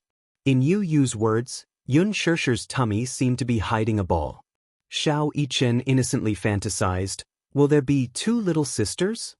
Xianxia broke out in cold sweat when she heard this. Yu nodded in agreement. He explained, our family has the genes of twins. Look, mommy and uncle are twins and they gave birth to us. If that's the case, we might even have twins. Xiao Yichen clapped happily. That's great. If that's the case, maybe mommy has 2 little sisters in her tummy. This way, you can have one and I can have one. We won't have to fight for it. Xianxia laughed when she heard this. You guys are treating your little sisters like toys. Yu and Xiao Yichen chuckled. Xianxia couldn't help but pour cold water on them. You guys can give up. There's only 1 little sister in my tummy. That's what the ultrasound doctor said. So, don't harbor any fantasies that you shouldn't have. Sob. The 2 little lads wanted to cry but had no tears. In the 9th month of her pregnancy, Xianxia also suffered a lot. At night, she couldn't sleep so well. Because of her lack of appetite, she couldn't eat much for dinner. Wuxia would coax her to eat some fruits, but at night, she would be hungry again. She would wake up from hunger, but she wouldn't have any appetite. Sometimes, she wouldn't wake up from hunger, but she would be awakened by cramps in her legs. Her legs were a little swollen, and she couldn't walk properly. Sometimes, when she was lying on the bed, Wuxia would massage her legs. It wasn't too hard, but it was enough to relieve her pain. She felt extremely guilty. After all, as the president, managing such a large company was not an easy job. Every day, he rushed to the company early in the morning. After dealing with the affairs, he rushed back. He also had to go for regular prenatal checkups and learn how to take care of children. He was so busy. For her, he was worried sick. She couldn't see, but she could feel it. Compared to the first time she was pregnant, having this man around made her feel that being pregnant was a very happy thing. Gradually, she began to feel sleepy and lazy. She did not like to go for walks anymore. However, Wuxia kept a close eye on her. It was inevitable that she would take a walk after dinner every day. The doctor speculated that the due date would be in mid-November. As the due date approached, Wuxia could not help but start to feel nervous. After waiting for so long, they had finally entered the due date without incident. The next 20 days were naturally not to be taken lightly. He took care of her even more carefully. When there were still more than 10 days before the due date, he booked a special ward in the obstetrics and gynecology hospital and arranged for her to enter. When Gong Jie found out that Xianxia's due date was approaching, he finished his work and rushed over. He accompanied her in the hospital every day, looking forward to the arrival of the little princess. However, just as the due date was approaching, a small accident happened. On this day, Wuxia was at the shareholders' meeting. Minyu received a call from the hospital saying that Xianxia's water broke. Her water broke. Chapter 30-35. Wuxia was confused. There were still a few days before the due date, and the doctor said that it wouldn't be brought forward. Only then did he feel at ease and go back to the company to handle his work. But now, someone called to say that the amniotic fluid had broken early. How could it have broken early? He left the company and drove all the way to the hospital. He arrived at the hospital anxiously. Just as he reached the entrance of the delivery room, he happened to see a few doctors walking out. He rushed forward and grabbed the doctor's collar, asking, "Where is she? Has she given birth?" "Chairman Mu, calm down. How can she give birth so soon?" He turned around and realized that there was already a group of people waiting at the door. Gong Jie, Hua Jin, and Xiao Shui had also rushed over when they received the news. Yu and Xiao Yichen stood at the side with a guilty look on their faces, as if they were very guilty. There wasn't enough time to inform the others, and Hua Jin was afraid that it would be inconvenient to have too many people around, so he didn't announce it. The group of people discussed nervously at the entrance of the delivery room. They were worried but also looking forward to it. Mu Yaja couldn't help but feel a headache coming on. He questioned the doctor, "Isn't the due date not here yet? Why did the amniotic fluid break early?" The doctor's lips twitched. He thought to himself, "You have to ask your wife about this."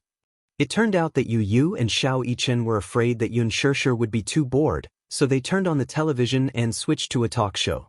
Just listening to a talk show could relieve one's boredom. However, this episode of the talk show was too funny. Yun Shishir listened with great interest. When she heard a joke, she laughed a little too hard and actually broke her amniotic fluid. When the amniotic fluid broke, Gong Jie was dumbfounded. He couldn't understand what was going on. He hurriedly found the doctor, who explained that the amniotic fluid had broken early. Hence, Yu and Xiao Yichen shrank to the side guiltily. Her amniotic fluid had broken, so she could only hurry up and induce labor. Fortunately, the due date was not far away. It was not a big deal, but she had to induce labor. The doctor pushed Yun Shishir into the waiting room. She had just been induced to give birth and did an internal examination. Yun Shishir was in so much pain that she wanted to die. The internal examination was quite painful. Yun Shishir had experienced it once before, but after a few years, she had almost forgotten it. Now that she was going through it again, she immediately regretted it. According to Hua Jin's description, her howls during the internal examination were incomparable to those of a pig being slaughtered. It was said that a woman's temper was at its worst when she was about to give birth. Yun Shishir pointed at him and complained, "Hua Jin, how dare you gloat over my misfortune? How dare you say that my cry is like slaughtering a pig? Wait till I give birth, I won't let you off." The doctor gave her another dose of medicine and said that the cervix had only been dilated by 2 fingers. She had to wait until the cervix was dilated by 10 fingers before she could be officially pushed into the delivery room. As for the internal examination, the doctor used his finger to check the cervix's opening. After the internal examination, Yun Shishir heard a mother-to-be screaming in the delivery room next door. "I want a cesarean section. I want a cesarean section. I don't want a natural birth." Yun Shishir shuddered when she heard it. Although it was not the first time, when she thought about the pain during labor again, she felt a sense of bleakness like a warrior cutting off his wrist. Just as she was feeling uneasy, another pregnant woman was pushed into the waiting room. She was in so much pain that she kept changing her position. One moment she was kneeling, standing, lying down, and wailing. When Yun Shishir thought about how unbearable the next 10 hours would be, she became even more disheartened. The whole world seemed to have turned dark. Chapter 30-36. Mu Yaja walked into the waiting room and saw Yun Shishir lying on her side on the bed in a strange position. She was hugging her round belly and groaning in pain. Her face was covered in cold sweat, as if she was trying her best to suppress the pain. Seeing her like this, he felt an indescribable pain in his heart. He had looked up a lot of information before, and it was said that it was especially painful for women to give birth. In a woman's life, the pain of giving birth was just like floating clouds. There was an employee in the company who suffered a massive hemorrhage during childbirth. It was so painful that she almost flew to the sky. He walked to the bed and sat down. Yun Shishir turned her head and realized that it was him. She immediately complained, "Mu Yaja, it's all your fault. If it weren't for you, I wouldn't have to suffer like this. It's all your fault." Mu Yaja gave an ungraceful smile, but it was an apologetic one. Yun Shishir felt even more unbalanced. Hearing him laugh, she said gloomily, "What are you laughing at? You still have the cheek to laugh. I'm going to die from the pain." Mu Yaja caressed her cheek, his gaze gentle. Now that she was about to give birth, as a man, he naturally couldn't argue with her at this time. Even if she pointed at him and scolded him, he would accept it. "If scolding me makes you feel better, then go ahead." Yun Shishir was stunned. Another wave of contractions came. It was so painful that the corners of her eyes twitched violently. She narrowed her eyes. When she thought of the grievances and suffering she had suffered for the past 9 months, her anger flared up. I'm not giving birth anymore. Mu Yaja coaxed her. Okay, I'm not giving birth anymore. I'm serious. I want to go home. If you want to give birth, you give birth. I'm not giving birth. Okay, I'll give birth. Yun Shirshir was even angrier. He went along with her words, but she was even more unhappy. She said with tears streaming down her face, I don't want to give birth anymore. It hurts. At this moment, she couldn't care less about being reserved. She wailed, I really don't want to give birth anymore. At this point in time, how could she stop giving birth just because she didn't want to? Muyaja was both angry and amused. He coaxed her gently, bear with it. It'll be over soon. He could understand her anxiety and uneasiness, but although his heart ached for her, he really wanted to bear all her pain for himself, but he was helpless. After all, he was a man and did not have this ability. Talking while standing is really easy. It's all your fault. Yun Shirshir rubbed her belly, feeling wronged. This girl is so troublesome. She's been in my belly for a few days. When she's about to come out, she's so disappointing. She refuses to come out. A nurse passing by said, your cervix has only opened by 2 fingers. Wait a little longer. When it opens by 5 fingers, the rest will be quick. It's painful now because you're having contractions. Bear with it. After saying that, he hurried away. Yun Shirshir groaned inwardly. Yet another person who was talking while standing there. Mu Yaja chuckled softly. He lowered his head and kissed the corner of her lips. He said gently, be good, wifey. When our daughter comes out, I'll help you teach her a lesson and smack her butt. When our daughter comes out, can you bear to do it? As Yun Shirshir spoke, she had another strong contraction and another spasm. It was so painful that she almost cried out for her mother. It was fine when it didn't hurt, but when the contraction started, it hurt so much that she wanted to scratch the wall. It was simply killing her. Yun Shirshir was in so much pain that she smashed her head against the wall. Mu Yaja hurriedly protected her and said angrily, what are you doing? Let me faint. It won't hurt if I faint, she said self-righteously. Chapter 3037. Yesterday, when she passed by the delivery room, she heard the people inside crying and screaming. She was still laughing, but in the blink of an eye, it was her turn. How was this giving birth? This was King killing her. There was a particularly strong contraction, and she was in so much pain that her eyes couldn't move. She groaned on the bed. Mu Yaja, who was guarding by the side, was even more nervous. Gong Jie and the others outside the door were also waiting anxiously. They couldn't enter, so they could only stare at each other. Gong Jie, in particular, was so anxious that he called all the people in the gynecology and obstetrics department over. A group of people in white coats came over. After another examination, they said that the cervix had not fully opened. Not fully opened? Gong Jie was anxious. He grabbed the doctor's collar and asked, when can I give birth? The doctor was so frightened that he couldn't speak clearly. He explained that everyone's physique was different, so he couldn't make a conclusion. As time dragged on, a few long hours passed. In the blink of an eye, it was evening. Yun Shirshir was in so much pain that she was about to collapse, but there was no movement. The contractions also became more frequent. Gradually, they went from 1 every 10 minutes to 1 every 3 to 5 minutes. The nurse told her to rest for a while and save her energy. If she really gave birth later, she wouldn't have the energy to give birth. That would be really troublesome. Yun Shirshir thought to herself, I want to sleep too, but the problem is that I can't. Mu Yaja remained patient, silently praying for his daughter to come quickly. He even put his hand on his stomach and said to the little guy in his stomach, Yueao, come out quickly. Don't torment your mommy. Yun Shirshir gritted her teeth, exasperated. What was the use of this? At night, they did another internal examination. The nurse shook her head and said that it was only 3 fingers. What? After so much time, it was only 3 fingers? Yun Shirshir was so angry that she fainted.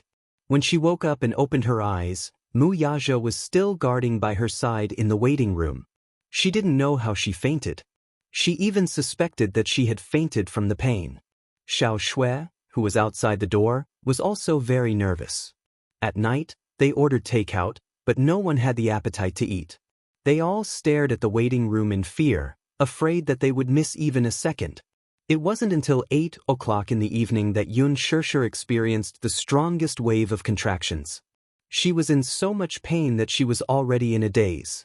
In her daze, she saw a few nurses coming in and out, and another person came in to do a prenatal checkup. Then, she said excitedly, the cervix has opened to 7 fingers. You can enter the delivery room now. Then, the nurse asked Mu Yaja, Sir, are you going to accompany your wife to give birth? Mu Yaja nodded without hesitation. Of course, I want to accompany her. Okay, then come with me to change into sterile clothes. All right. Mu Yaja turned around and held Yun Shishir's hand tightly. He smiled and said, Madam, wait for me, okay? I'll be right there. Okay. Yun Shishir nodded weakly. Mu Yaja turned around and left. A few minutes later, a few nurses walked in and pushed her into the delivery room. Only then did she regain consciousness. However, the cervix was still open. Every minute and every second was a living torture. Chapter 30-38. When Mu Yaja walked in after changing his clothes, he saw her lying on the bed. Because she had struggled, her face was extremely haggard, her hair was disheveled, and her clothes were disheveled. He was stunned for a few seconds before he reacted. He walked to her side and held her hand tightly, his heart aching for her. Yun Shishir called out his name in pain. Mu Yaja, I'm here. Hubby, I'm here. Hubby, I'm in so much pain that I can't take it anymore. Mu Yaja's heart ached terribly. What do you mean you can't wake up? My wife can do it. I don't want to give birth anymore. Boo-hoo, Yun Shishir was utterly defeated. Mu Yaja's eyes were red with heartache. He turned around and grabbed the nurse. My wife said she doesn't want to give birth anymore. She's in so much pain. Is there any way? The nurse said, Wait a moment. Then she turned around and left. After a while, the nurse came back with a delivery ball. It was about half the height of Yu's body. It was very elastic and looked like a bigger yoga ball. She said, Help your wife sit on this ball and weigh it a few times. This will help open the cervix. Mu Yaja nodded and helped Yun Shishir sit on the delivery ball. He supported her body and supported her steadily. If it were in the past, this would be too childish and he would never do it. But now, he was willing to pay any price to help her get rid of her suffering. Yun Shishir was tormented by wave after wave of excruciating pain. This time, the pain wasn't like before. It was as if 2 of her bones were being separated bit by bit. She was in so much pain that she desperately grabbed Mu Yaja's arm. Her other hand was like a cat, desperately scratching whatever she could reach. Mu Yaja looked at her frantic expression and his heart ached so much that he almost suffocated. Especially when he saw that her nails were broken and embedded in her flesh because of her scratching, his heart ached even more. He suddenly stretched out his arm and said, If it hurts, bite me. Don't torture yourself like this. Yun Shishir hugged his arm, feeling wronged. She opened her mouth and bit him, but she couldn't bear to use force. When the nurses saw this scene, especially when they saw the heartache in Mu Yaja's eyes, they felt warmth in their hearts. Many husbands had accompanied their wives to this delivery room before, but most of them stood there like a block of wood. Among them, there were even some men who were impatient and full of complaints. When dealing with their wives, they did not have anything good to say to comfort them. They only said, Bear with it. Bear with it. During the delivery, many men were stunned by the scene. Some of them couldn't accept it and ran out. But this man was different. His heart really ached. Gradually, Yun Shishir felt that she couldn't take it anymore and wanted to lie down on the bed. The nurse came over to take a look and said that it was about time, so she helped her lie down on the bed. Lying on the delivery bed, the pain engulfed her all of a sudden.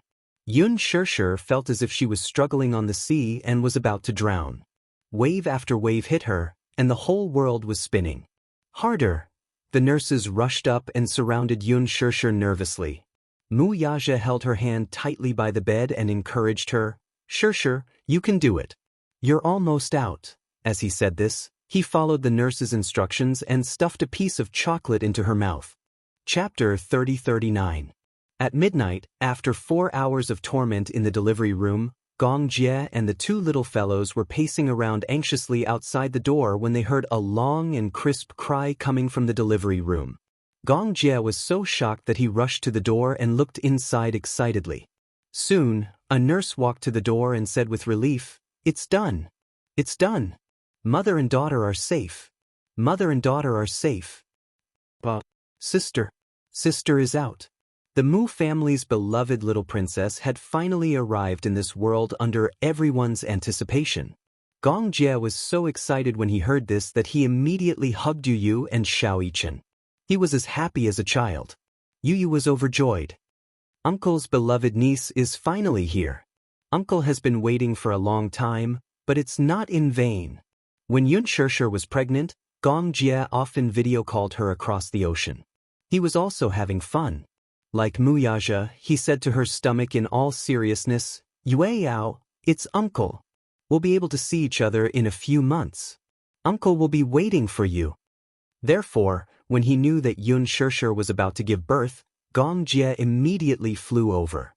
Unfortunately, Xianxia could not be present at such an important moment. He could not walk and could not leave the breathing mask. Therefore, it would be difficult for him to see this scene with his own eyes. Xiao Shui was also very excited. She hugged Hua Jin without reservation and laughed heartily. Hua Jin waited silently at the door for a long time. He finally heaved a sigh of relief when he learned that the mother and daughter were safe. "Oh my, it's a little princess. She's so beautiful." The nurse carried the baby, wiped his body clean, pressed his footprints, and weighed him. After a series of examinations, the baby was very healthy. He opened his two chubby little paws and cried loudly. His voice was clear and loud. She was placed in a swaddle and carried to the man who was waiting by the bed. After giving birth, Xianxia was exhausted. Her clothes were wet with sweat. Wuxia's heart ached for her. He kept kissing her and smiling, but his eyes couldn't help but become wet and red. "Xianxia, I love you." He kept kissing her, but he didn't get tired of it. Xianxia didn't have the strength to respond, but she heard his mellow voice choking with emotion. Her nose was also a little sore. "I love you too." Wuxia sighed in his heart. Gestation is such a miraculous thing. He had once again created a cute little life with her. Unlike her first pregnancy, this time, he had been by her side the entire time. And the most fortunate thing was that he had witnessed this moment with his own eyes. Thank God. Mother and daughter are safe. "Sir, look, your daughter is so beautiful." He was just born, but he has a head of shiny black hair. Wuxia immediately and carefully took the child from the nurse's arms. He finally saw the little guy who had been in her stomach for more than 9 months. His expression was a little sincere and solemn, and even a little nervous. Although he usually looked like he was strategizing and always had a calm and composed face, when he carried the child, he was a little flustered, afraid that he wouldn't hold it well. Until a magical scene happened. For some reason, the child stopped crying when she was in his arms. Chapter 3040. Just like Xiaoyichen, the newborn baby's face was red and wrinkled. The nurse said it was pretty, but he thought it was ugly. However, he knew that the baby had just been born and hadn't grown up yet. Just by looking at the baby's eyes, he knew that it would be very beautiful when it grew up. Like Xiaoyichen and also like Yu. However, the baby suddenly stopped crying. He looked up nervously and asked, "Why did she stop crying?" The nurse smiled and said, "This is the first time we've seen it. She was crying so much when she was in our arms. Why did she stop crying when she was in your arms?" "Maybe the father and daughter have telepathy." "Don't worry, sir. We've done a checkup. The baby is very healthy." Wuxia's heart finally calmed down. It was a good thing that the baby was healthy. The more he looked at the chubby little angel in his arms, the more satisfied he felt. There was a doting smile in the corners of his eyes, and his expression relaxed a little. As he smiled, the baby's lips curled up slightly as if she was smiling. He was surprised, so he carried the baby to Xianxia and said gently, "Honey, look, Yueyao is smiling. Yun Shishir held onto the railing of the delivery bed weakly and sat up slightly. Suddenly, she smiled weakly and said, "I can't see." Muyaja felt a little upset when he heard that. "Can I touch her?" The nurse said, "Yes, you can." She reached out and touched the baby's lips. She was surprised when she touched the baby's lips. She's really smiling. Muyaja was worried that she wouldn't have the strength to sit up properly, so he carried the baby closer to her so that she could get closer to the baby. Yun Shishir's heart suddenly surged. When she first found out that she was pregnant, she was a little taken aback. She thought that having Yu and Xianxia around was enough to cause a ruckus.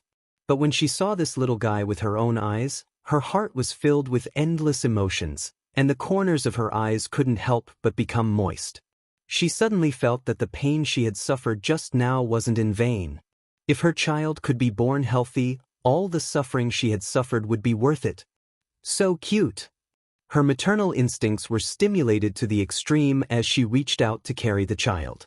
Muyaja carefully watched over her and realized that, although she was exhausted, she was still able to hold the child steadily.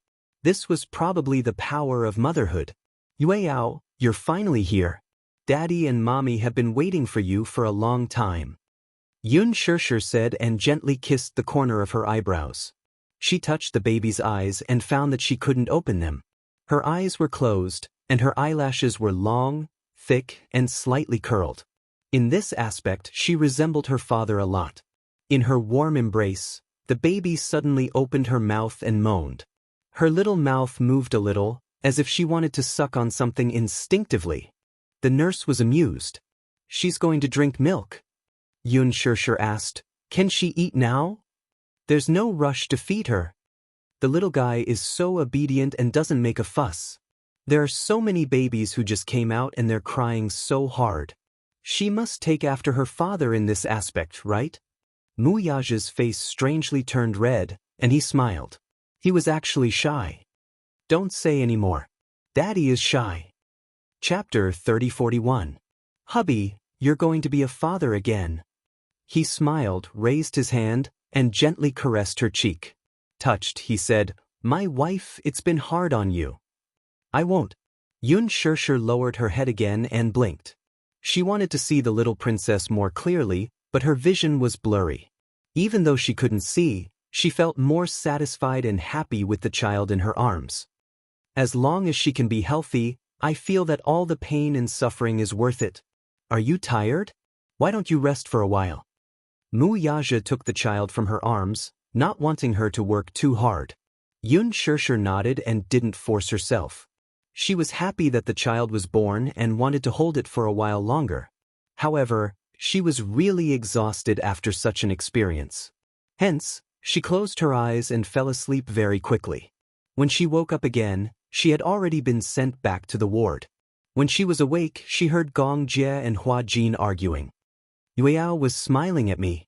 This means that my niece and I have telepathy," Hua Jin emphasized. "Before you came over, when I held her little hand, she was already smiling." "Shut up. It's true. You're being unreasonable. Do you believe that I'll beat you up?" "I do." "Then tell me, who exactly was she smiling at?" Gong Jie's domineering tone and Hua Jin's resentful tone formed a stark contrast.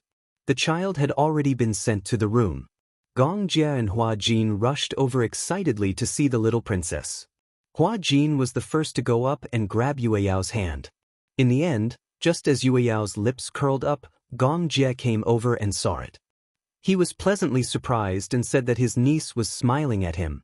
Hua Jin emphasized that Yueyao was smiling at him, and he just happened to come over. The Gong Jie could not take it anymore. His face immediately darkened. Muyaja stayed by her bedside and held her hand. Although he wanted to be with his daughter, Gong Jie, Hua Jin, Yu, Xianxia, and Xiaoshui surrounded the little princess. With so many people accompanying the little princess, he felt sorry for his own woman and naturally wanted to protect his wife. For his little princess, his daughter had suffered so much. She was a daughter after all, so there would be a lot of time to accompany her in the future. But his woman had suffered so much, so he naturally had to take good care of her. Yun Shirshir didn't open her eyes. She didn't have any strength, so she fell asleep again. Yu looked at the little princess and felt a little curious. Little sister's face is so wrinkled. Xiao Yichen said, I was like this when I was born too. His face is so wrinkled and ugly. Yu gave him a sidelong glance. You've seen it before? Of course. Xiao Yichen said, Daddy took a photo of me and even showed it to me. Oh, it's so disgusting. Hua Jin didn't know whether to laugh or cry. How can you say that you're disgusting? But it's really disgusting. Xiao Yichen said pitifully.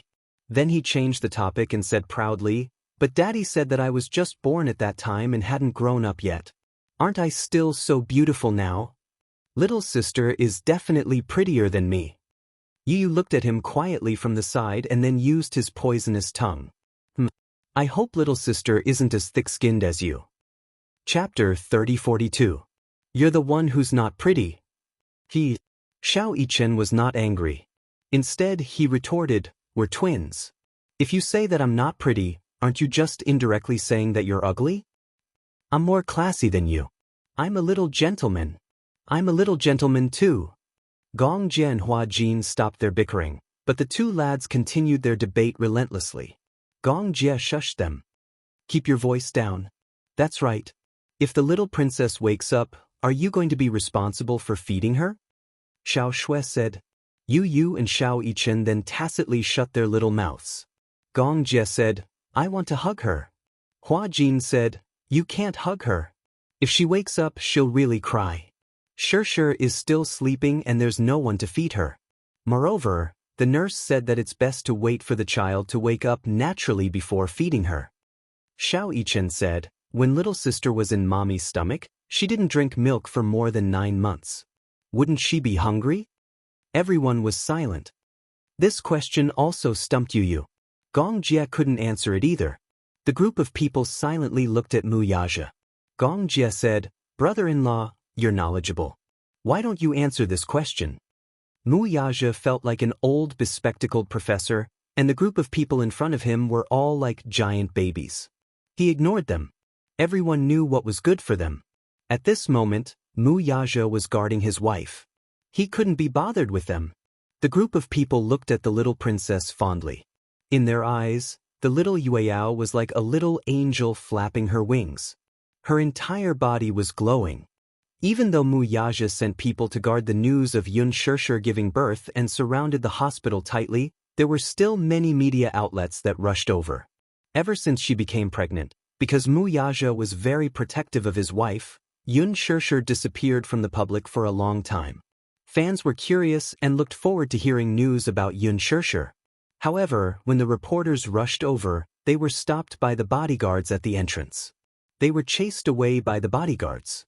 Some of them insisted on going to the hospital, so the bodyguards smashed their cameras and chased them away.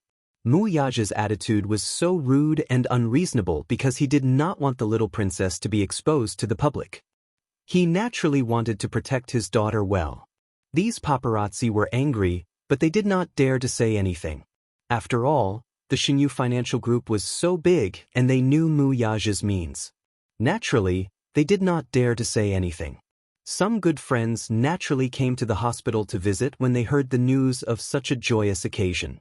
However, at this time, Yu and Xiao Yichen were like door gods. No one could hug, kiss, or touch them. At most, they could only take a few glances and exchange a few pleasantries before leaving. When Qin Zhou rushed over, he was not even allowed to enter the door because the little princess was awake and Yun Shirshir was breastfeeding her. He came in a hurry because he took time out of his schedule. He still had something to do and could not see Shirshir, so he could only leave a few words with Hua Jin and give his blessings before leaving.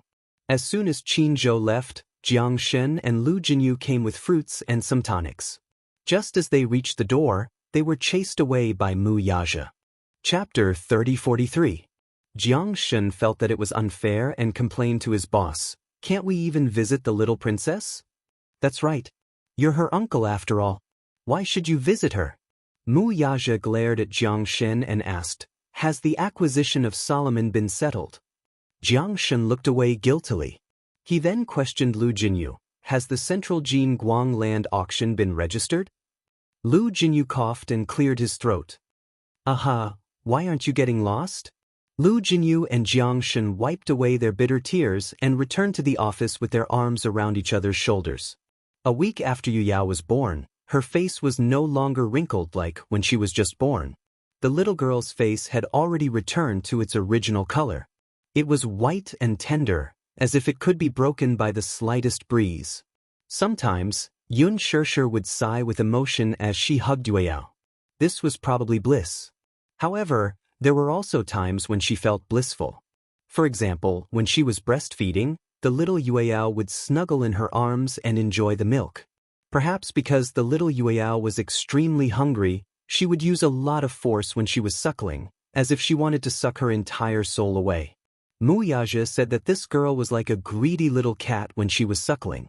Yun Shirshir felt that it was especially so, but she was so happy and fierce when she was suckling. It was quite painful. Why was she so greedy? When Yu was suckling, she wasn't like her. She was very reserved and quiet. She wasn't so fierce. But then again, why else would there be a saying about using all the strength of suckling milk? This frankincense was quite magical for a baby in swaddling clothes. Every time she was breastfeeding, she would carry the crying baby into Yun Shirshir's arms. The little guy would almost instinctively burrow into her arms, accurately suckle his target, and then suckle hard. Yu said that she had seen a piglet sucking milk under an old sow's stomach on television. It was just like this, although they did look alike. However, Mu Yaja was the first to disagree. Who are you calling a piggy? Who's the old sow? Yu smiled apologetically and turned to leave. This brat deserves a beating. Mu Yaja immediately coaxed her, don't listen to him, you're not an old sow. She had originally thought that it was just a child's babble, but this man explained it seriously and even coaxed her. The more she listened, the more uncomfortable she felt. When she was breastfeeding, he was watching from the side. He was completely focused and did not take his eyes off her. He leaned very close to her and watched as the little princess's little mouth opened and closed. Unexpectedly, she also swallowed. Yun Shirshir was shocked and asked, "What's that sound? Why did it sound like he was swallowing his saliva?" Mu Yaja snorted coldly, sounding displeased. Nothing.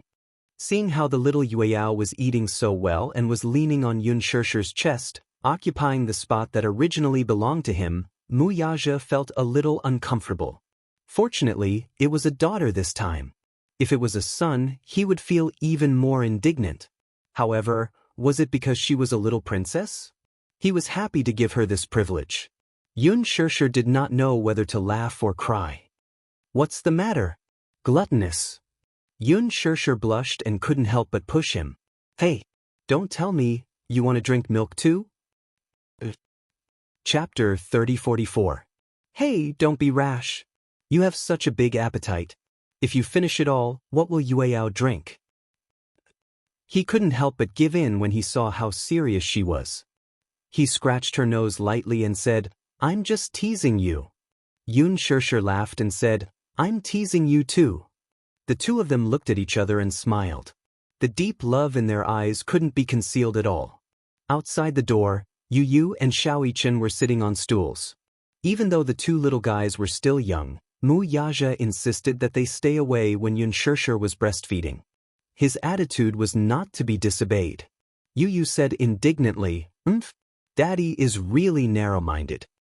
Xiaoyichen said enviously, looking at little sister drinking milk, I actually feel that she's enjoying it. Poor me, I grew up drinking milk powder. Yu asked curiously, what milk powder did you drink? Xiaoyichen shook his head. I don't know. I didn't know anything back then. I stopped drinking milk when I was 3. Oh, I'll ask Daddy later. Seeing that Yu was so insistent on knowing the brand of milk powder, Xiaoyichen couldn't help but feel puzzled. You want to drink it too? No. Then why do you keep asking about the brand of milk powder I drink? Yu said seriously, if little sister drinks milk powder in the future, she won't drink this brand. Xiaoyichen was shocked. Why? I suspect that you're so stupid because you drank this brand of milk powder. Xiao Yichen was once again struck by Yu Yu's venomous tongue. He slumped into the chair, unable to get up. However, after spending so much time together, Xiao Yichen was already used to Yu Yu's venomous tongue. He ignored Yu Yu and clenched his little fists tightly as though he was making a vow. He encouraged himself and said, "In the future, with a woman in our family, I must become stronger. Only then can I protect Mommy and my beloved sister." Yu Yu said, "You just have to be smarter. Don't drag your sister down when the time comes." Xiao Yichen felt wronged and said, My heart hurts when you talk about your brother like that. Since you know that your brother is the oldest, it'll be embarrassing if little sister crushes your IQ in the future." Yu Yu continued, "In the future, when little sister goes to school, she'll come to you with her homework. If you can't answer the questions correctly, little sister will despise you." Little Yichen hummed in acknowledgement before saying, "Don't I have you? In the future, if little sister has a problem, she'll come to you." "What about you?" Yu Yu looked at him with disdain. "Me." Xiao Yichen smiled proudly. "If anyone dares to bully little sister in the future, I'll let them have a taste of my fists." "Violent maniac. What else can I do?" Xiao Yichen put his hands on his hips indignantly. "If little sister gets bullied outside, do you think she can rely on your fancy martial arts skills?" Yu Yu blushed guiltily. Indeed, his fists and kicks were no match for Xiao Yichen's. He didn't know where Xiao Yichen got his strange strength from. After feeding Yueyao, little Yueyao settled down. Mu Yaja opened the door and let the two little guys into the room. Yu Yu ran to the bedside excitedly. He straightened his neck and said, "Mommy, Mommy, I want to hug little sister." However, Smuja said, "No." Chapter 30:45. When Yu Yu heard this, she pouted and said unwillingly, "Why? What if your arm can't hold little sister and she falls?" Xiao Yichen came over and opened his arms. "Mommy, let me hold her. I'll hold her properly and not let her fall." Mu Yaja groaned but did not reject him. Yun Shirshir also trusted him. He was taller than Yu Yu and would definitely be able to hold the little princess steadily. However, she was still a little worried and asked, "Do you know how to hold her?" Xiao Yichen nodded vigorously. "The confinement nanny taught me. I learned it very seriously." The way to hold a child was also very particular. If the position was not right, the child would feel uncomfortable and cry loudly.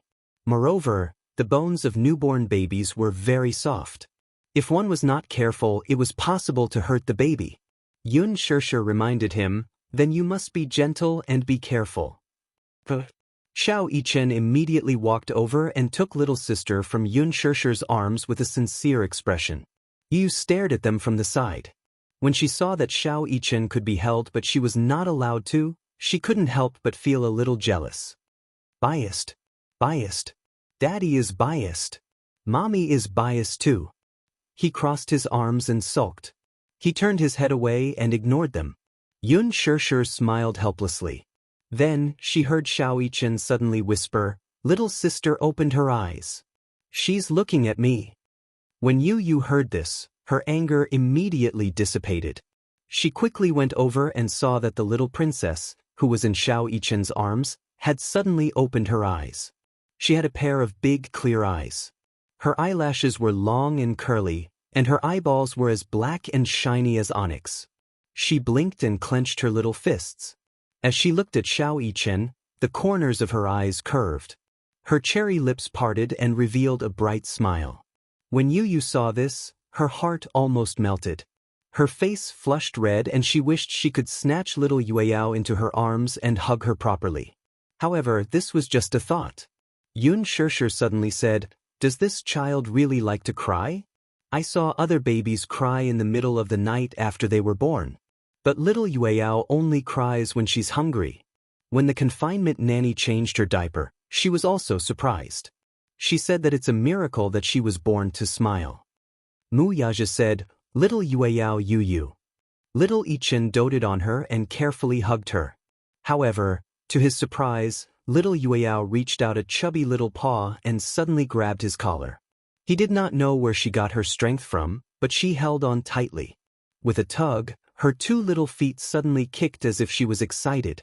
Yu Yu's face flushed red when he saw how adorable little Yueyao was. He clamored for a hug and turned his head to plead, "Daddy, can't you let me hug her? I'll sit on the bed and hug little Yueyao carefully. She won't fall."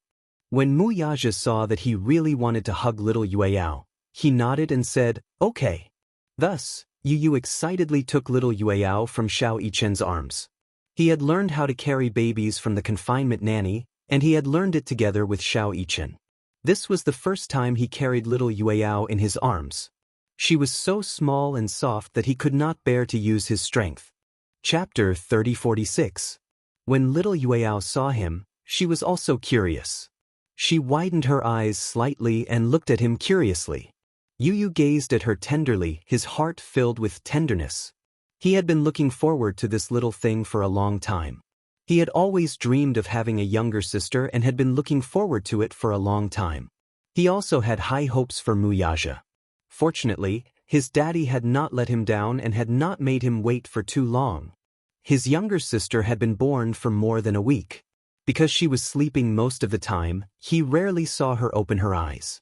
Especially when she was smiling with her eyes open, it was very rare. Once, he heard his daddy mention that his younger sister loved to smile. When she smiled, her eyes would curve like two crescent moons. He was even more curious, but he never had the chance to see it.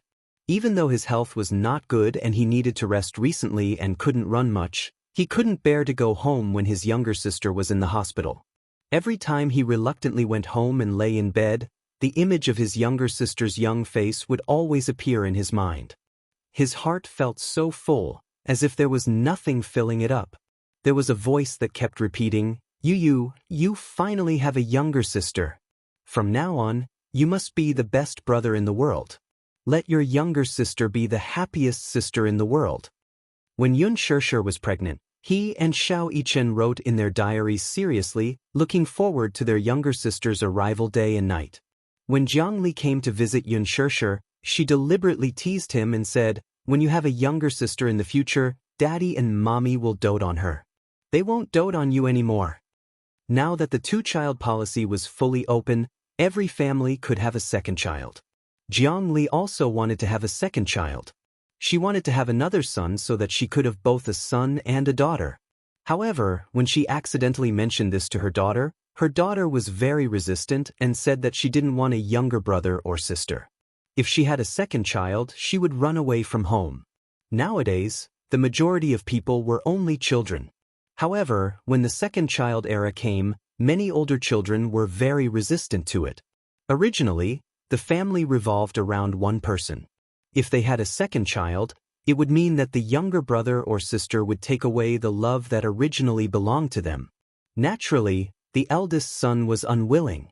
However, Yu said, "Even if my younger sister is born, Mommy will still dote on me." Says who?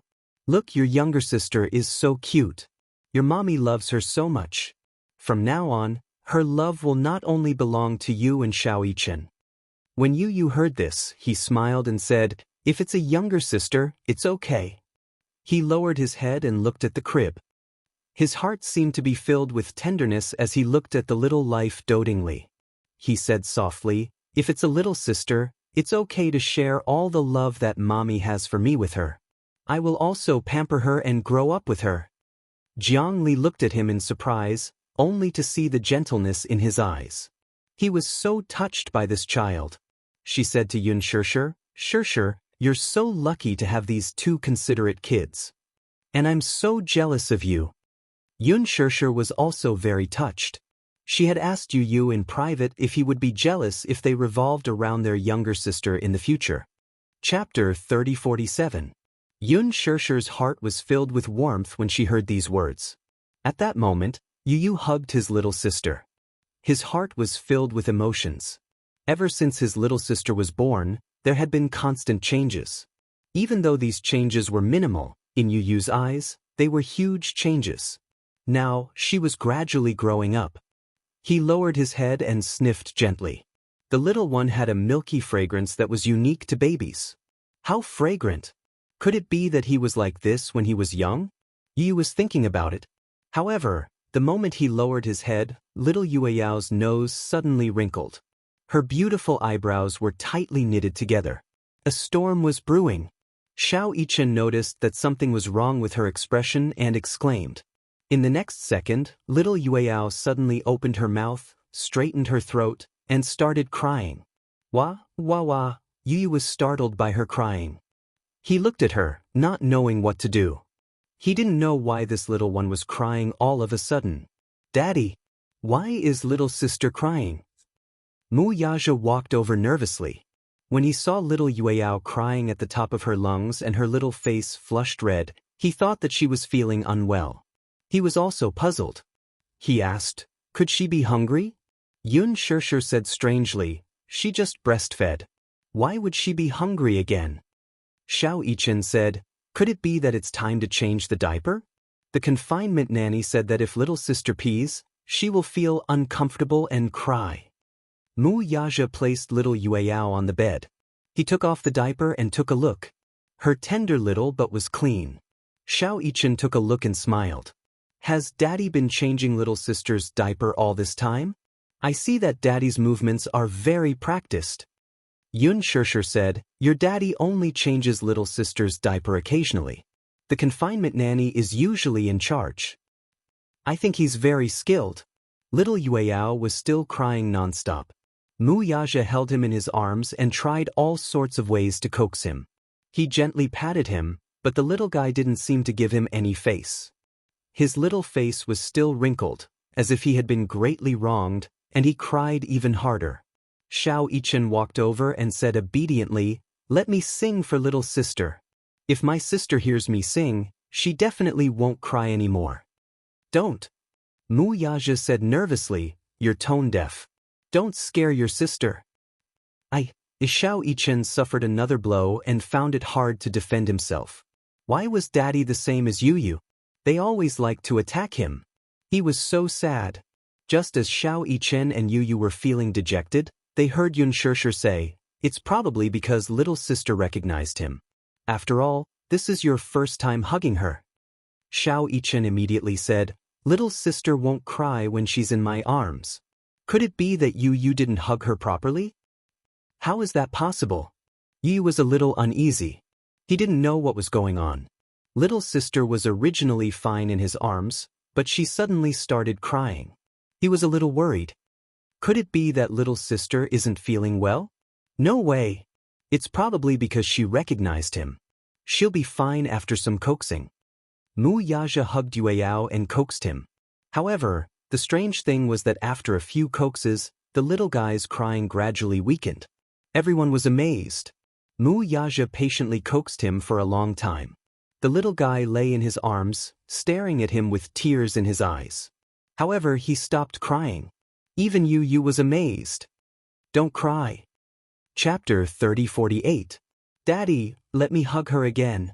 I haven't seen enough yet. Mu Yaja nodded.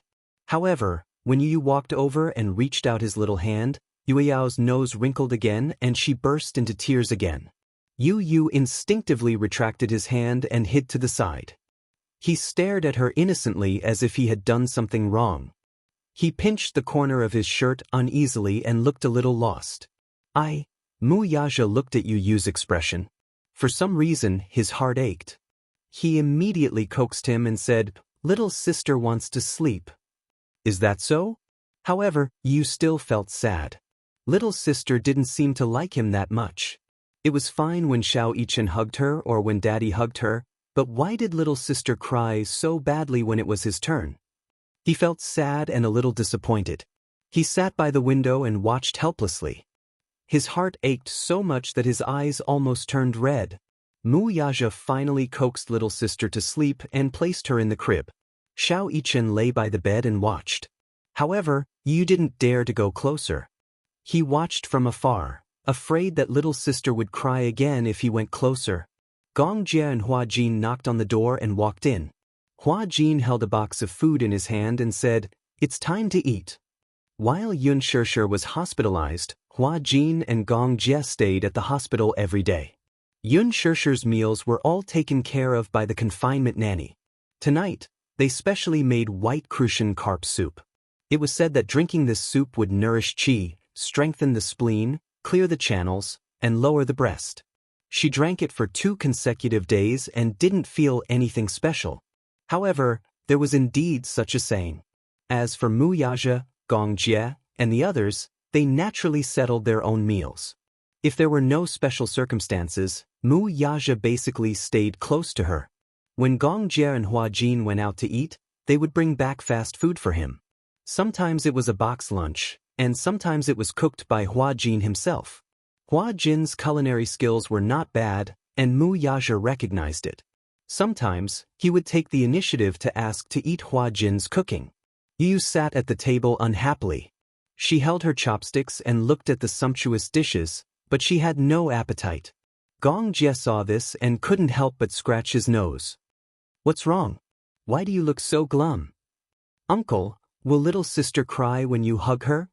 Gong Jie was a little confused. He raised his eyebrows and said, "No, Yueyao doesn't like to cry. She especially likes to laugh.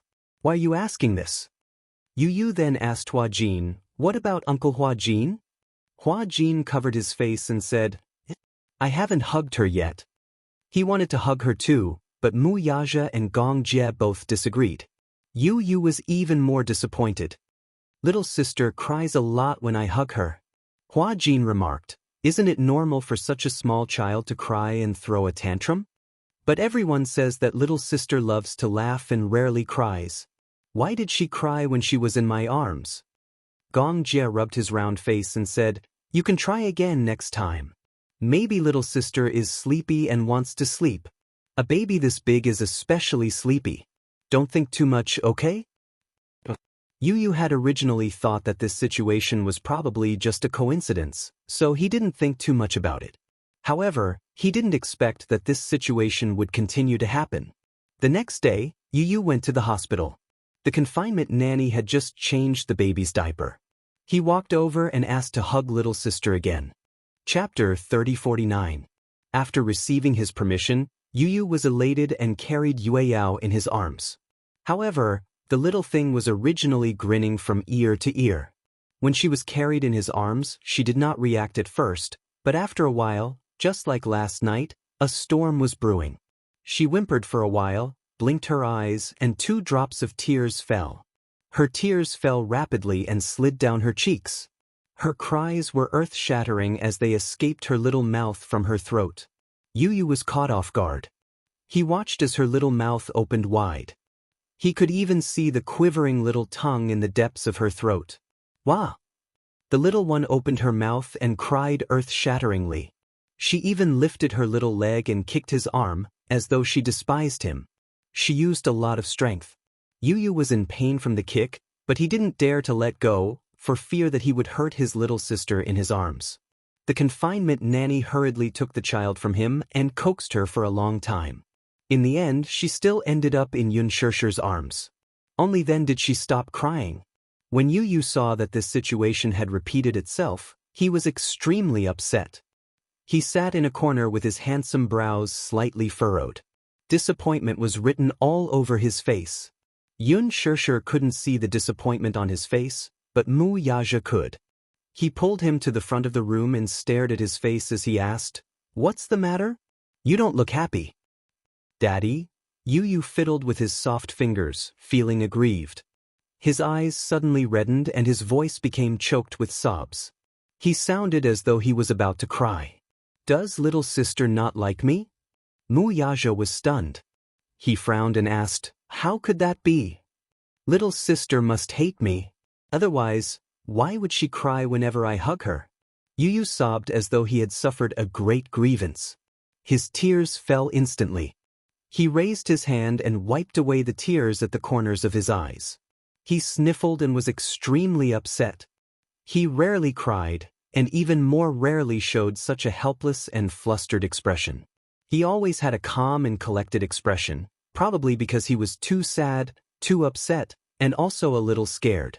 His imagination was running wild, and he was worried that his sister really hated him, so he felt very wronged. Mu Yaja had never been good at comforting others. Seeing that little munchkin was so upset, he only patted him on the shoulder lightly, but it was difficult to console him. When Yun Shishir heard this, She felt a sharp pain in her heart. She immediately said, You, don't let your imagination run wild. Little sister, why would little sister hate to you? Then why does she cry whenever I hug her? He was even more aggrieved. I didn't want little sister to hate me. To his tears to s's twos, he's evens to little she twos. I like little sister so much. I think she likes me as her brother too. Mu Yaja hugged him gently. Xiao Yichen was beside them, but he didn't know how to comfort him. At this moment, the confinement nanny walked over and said with a smile, Could it be that the smell of Chinese medicine on you is too strong? Although little sister is still young, her nose is very sensitive. Of course she doesn't like the smell of Chinese medicine. When Xiao Yichen heard this, he immediately leaned over and sniffed his body. He nodded and said, Yeah, the smell of Chinese medicine is indeed a little strong. He had indeed been drinking Chinese medicine for the past few days. Is that really the case? Yu stopped crying. He raised both his arms and sniffed himself, but he couldn't smell anything. This was because he had been drinking Chinese medicine and his nose was already used to the smell. He couldn't smell anything strange anymore. Chapter 30-50. His heart wasn't good. Every time the season changed, his heart would palpitate if he didn't take care of it. Hence, he had been drinking Chinese medicine for the past few days. People who drank Chinese medicine would more or less have the smell of Chinese medicine on them. They might not be able to smell it normally because the smell was very faint if they kept a distance. However, when they were close enough, they could smell it clearly. Because of that, Yu Yao, who was being held in his bosom, was able to smell it the clearest. Because of that, she began to resist. The child was still young and couldn't speak yet. Hence, she could only cry to express her dissatisfaction. The confinement nanny was just saying it to comfort him, telling him not to take this matter to heart. However, the boy, who loved his sister dearly, kept this matter in his heart. When he got home that night, the nanny had boiled the Chinese medicine and placed it on the table. She called out to him, Time to drink your medicine. After Yun Shishir gave birth, Mu Yaja had arranged for her to go to the best confinement center in the capital for her confinement. During her absence, he had hired a nanny to take care of the two children. Yu walked over and glanced at the Chinese medicine. Suddenly, he remembered how his sister had cried and his heart ached again. It was all this Chinese medicine's fault. He hated this medicine to the core. However, he didn't show it on his face. Instead, he said to the nanny, Auntie, I'll bring it back to my room to drink. Okay, be careful. It's hot. You can drink it after it cools down. Okay. Yu picked up the bowl and walked back to his room. The nanny reminded him from behind, Be careful, don't spill it. Okay, got it. Yu carried the bowl back to his room and closed the door. He lowered his head and sniffed it. Instantly he frowned. Indeed, Chinese medicine smelled really bad. If he hadn't been used to it and drank it often, he probably wouldn't have been able to stand the smell. Thinking of Yue Yao, he hesitated for a moment. Then he walked to the bedside, opened the window, and poured the medicine out onto the flower bed. He was smart enough to keep a mouthful and not pour it all out. Every time he drank it, there would be some dregs left. If he poured it all out at once, it would arouse suspicion. After sitting in the room for half an hour, he walked out with the bowl of medicine and placed it on the table. He said to the housekeeper, It's finished. The nanny walked over with the clean clothes, but she didn't think much of it. She nodded and said, Leave it there. I'll wash it later. Okay, thank you, Auntie. This child, there's no need to be so polite. Yu's thoughtfulness warmed her heart.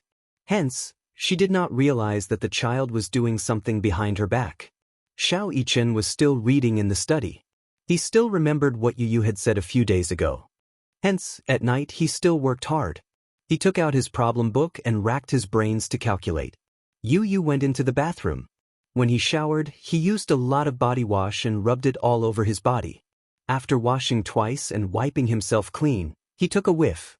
He was still worried, so he secretly rubbed some body wash on himself to make sure that he smelled good. Then he changed into his pajamas and walked into the study. Xiao Yichen was still calculating when he suddenly saw his problem book covered by a shadow. Chapter 30-51. Do I smell good? The corner of little Yichen's eyes twitched violently as he sniffed seriously. It's the scent of shower gel. Does it still smell like Chinese medicine? With Yu Yu's reminder, Xiao Yichen was shocked and said, "No, I can't smell it anymore." That was strange. Every time he drank the medicine, the smell of Chinese medicine would be very strong. He asked nervously, "What's wrong? Did you forget to drink the medicine?" "I drank it." "Really?" Every time he drank it, he would smell like Chinese medicine. "Don't lie to me. If you stop taking the medicine, I already said that I drank it." Yu continued, "But I used a lot of shower gel and some perfume. My little sister won't despise me if I smell good like this." Xiao Yichen smiled and nodded. However, Yu wasn't in a hurry to carry Yueyao. Instead, he secretly stopped taking medicine for 2 days. He was only relieved when he didn't smell like Chinese medicine after 2 days. However, when he stood in front of the crib and looked down at the little thing lying in the crib with her eyes wide open and her little feet kicking around, he felt a little scared. He raised his arm solemnly and sniffed his sleeve. When he couldn't smell any Chinese medicine, he took a deep breath and smiled. This was because he was afraid that he wouldn't smell like Chinese medicine this time. At this time, the reason why he resisted the smell of Chinese medicine would no longer be valid. What if his little sister cried again? Then she would really hate him. He was afraid that his little sister wouldn't like him. Xiao Yichen encouraged him, Yu, what are you waiting for? Didn't you say that you wanted to carry your little sister?" Yu felt uneasy and hesitated for a long time. Then, he carefully carried Yueyao in his arms. Yu looked at the little girl in his arms. She was sucking on her thumb and looking at him with a pair of curious eyes. Yu's heartbeat suddenly quickened. He was worried that she would cry in the next second. Mu Yaja looked at him from the side. He saw Yu hugging Yueyao with a solemn and sincere expression. It was as if the person in his arms was a holy little angel that no one could blaspheme. She stared at him and he stared back at her. Yu held his breath as she stared at him curiously. The little thing's eyebrows had yet to fully develop, and its face was still chubby. This was the real baby fat. Its eyelids were slightly swollen, but its eyeballs were as black as agate. Yet, they exuded a lively aura, as if they were the purest spring water in the world. Just as he was feeling extremely nervous, he saw the little thing in his arms smiling at him. Its round eyes curved into 2 small crescent moons. Its childish smile was soundless, but it could melt one's heart. She was especially beautiful when she smiled. At that moment, Yu really felt as if he had seen an angel smile. The nervousness on his face immediately dissipated. He looked up at Mu Yaja agitatedly and exclaimed, "Daddy! Little sister is smiling at me." "I saw it." Yu was extremely touched. He gently rubbed his face against her face and let out a crisp laugh. "Little sister, I'm your brother. My name is Yu." Yu looked up and his gaze landed on Yueyao's soft face. His handsome eyes were filled with doting laughter. He exhaled softly and said, "Yueyao, welcome. Welcome to this world." Chapter 3052. This was probably a formal greeting between him and little Yueyao. Xiao Yichen's heart was also warmed by this scene. He walked over to Yu's side and rested his chin gently on his shoulder. He quietly watched the soft little girl stretch her limbs in Yu's arms. She put her chubby little paws in her mouth and curled them up sometimes. "You even know how to curl your fingers?" Xiao Yichen quickly moved her paws away and said, "You can't bite your hand." Then he used his own hand to wipe away the saliva on her hand. Hua Jin laughed beside them. Yueyao really knows how to reincarnate. She has 2 older brothers who dote on her so much. She's amazing. For some reason, little Yueyao opened her mouth and spat out a small bubble. She smacked her lips and put her fingers in her mouth again. Her eyes darted around nimbly as she looked at the world around her curiously. Mu Yaja saw this and was amused. What is she looking at? She's probably looking at the 2 older brothers. Gong Jie walked over and said to Yu, "Let uncle carry her." Yu defended her and pouted. Little sister finally stopped crying. "Let me carry her for a while longer." Gong Jie frowned as well. I haven't been able to carry her for the past few days. Little Yueyao wants to see uncle too. Let me have her. Yu turned around and refused to let him have her. Xiao Yichen was amused by this and said, "From now on, little sister won't have to walk anymore. When we go out, I'll have to carry Yu will have to carry mommy, and uncle and daddy will have to fight with me to carry her. Don't tell me her calves are going to become ornaments?" Yun Shirshir leaned on the bed and said with a smile, "All right. Stop messing around with her. Give her to me. It's time to feed her." When Mu Yaja heard this, he hurriedly stood up and carried the child into her arms. Then, he turned around and looked around meaningfully. Everyone received his gaze and tactfully walked out of the door. Only after everyone had left did she lift her clothes to feed her nipple. While the baby was suckling, Mu Yaja sat by the bed and looked around. Suddenly he said, "This baby's eyes are like yours." "How can you tell?" "I can tell just by looking at the outline of his eyes." Mu Yaja gently pinched her cheeks, not daring to use too much force. It was just a symbolic touch and it felt as smooth as milk. He added, "Someone like you will definitely be a beauty when you grow up." Didn't they say that daughters look a little like their fathers? He still couldn't tell right now, so he couldn't rush to a conclusion. "I think that if a daughter looks like you, she'll be even prettier." Mu Yaja looked at her, his heart filled with infinite tenderness. It was a little different from when he held Mu Yichen in his arms when he was born. At that time, he hadn't experienced her pregnancy, and he hadn't been by her side to guard her and accompany her through all those joys and sorrows. He hadn't been in the delivery room to witness the arrival of life with his own eyes. Hence, when Mu Yichen was carried into his arms, he looked at him and exclaimed in his heart, "Oh, this is my son." However, although he was happy, he wasn't deeply moved. As Xiao Yichen grew up, he didn't know how to play the role of a father. He only knew that he couldn't spoil him too much. Otherwise, he would spoil him too much and that wouldn't be good. Chapter 3053. Therefore, he was strict with his son. That was his education philosophy. Xiao Yichen had once been in awe of him. However, when he was with her, the fatherly instinct in him seemed to have finally awakened. He also knew that if he doted on the child properly, the child would not be spoiled. Especially when she was preparing for labor, he deeply understood that it was not easy for a little life to come into being. The process in between was mixed with pain and happiness, as well as the anxiety of waiting. Therefore, when he looked at little Yueyao, he was no longer the ignorant father from 8 years ago. He was a mature and steady father. If one were to say that Yun Shirshir's appearance had changed him, for he had always been arrogant and insufferably arrogant. However, she had gently ground away his sharpness and edges, turning him into a man who knew how to love. In that case, Yu Yao's appearance had instilled boundless tenderness into his heart, allowing him to become an even gentler father. When he looked at her, she looked at him too. He suddenly had a feeling in his heart. For her, everything was worth it. He wanted to give her the best things in the world. This feeling might have something to do with the special relationship between father and daughter. Why else would people say that daughters were their father's lovers in their previous lives? With such a special fate, Mu Yaja's love for Yueyao was even more indescribable. He loved her deeply and wanted to take good care of her. Some children's hair was not thick when they were born. However, little Yueyao had thick black hair, long eyelashes, and fair but healthy skin. When Yun Shirshir was pregnant, she paid attention to the balance of nutrition. In addition, her and Mu Yaja's genes were not bad. No matter how they gave birth, the child would be good-looking.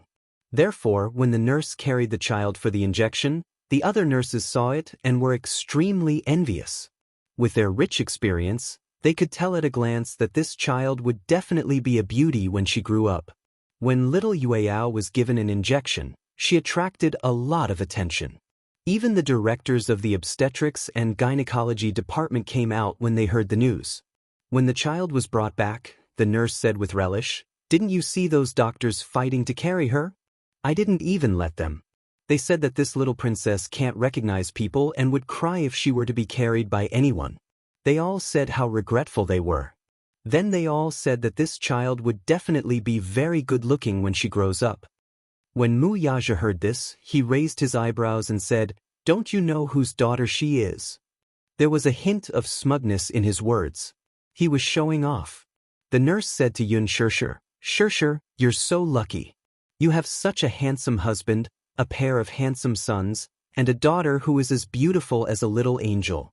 God's favor, God's favor." Before Xianxia could speak, Mu Yaja said, "You're wrong."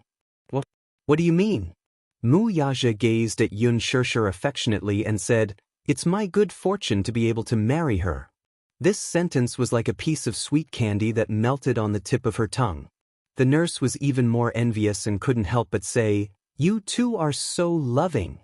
With that, she left. After she left, only the two of them were left in the room. Little Yueyao was asleep, while Gong Jie and the others brought Yu and Xiao Chen to Liji Holdings to do some shopping.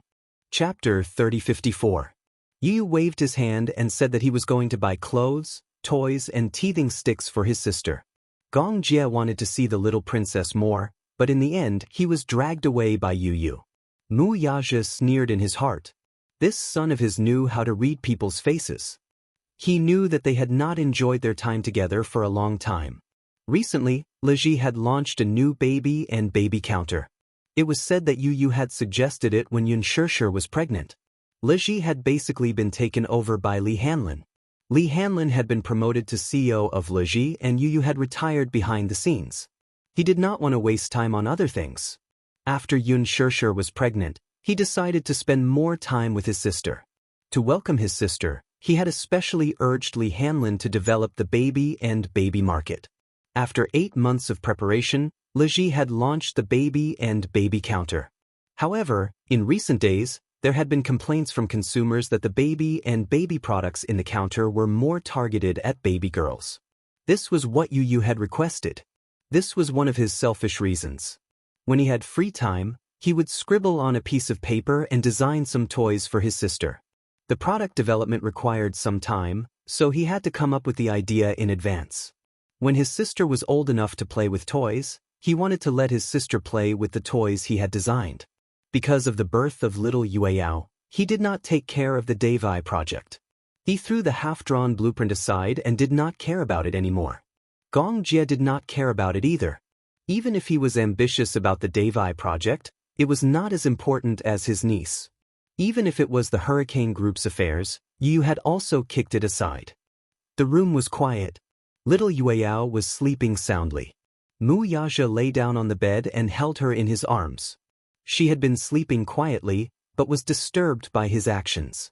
She frowned and felt his hot breath on her cheeks. The next moment, the man lowered his head and kissed her lips. It felt like he hadn't kissed her for a long time. He kissed her, but he didn't dare to take her any deeper. However, when their lips parted, Mu Yaja lowered his gaze and stared into her eyes. Her beautiful cheeks, which seemed to have been dyed with rouge, and her eyes seemed to be able to hook his soul. He actually could not bear to part with her just like that. Therefore, when she saw him coming up to her again, his large palm forcefully clasping the back of her neck, he almost didn't allow her to retreat even half an inch. The scorching deep kiss, conquering the city, swept through her mouth invasively. She softly snorted, her voice soft and delicate, and her body actually started to heat up slightly. His body also tensed up, and a familiar reaction occurred in a certain part of his body. He instinctively did not want to be restricted to just one kiss.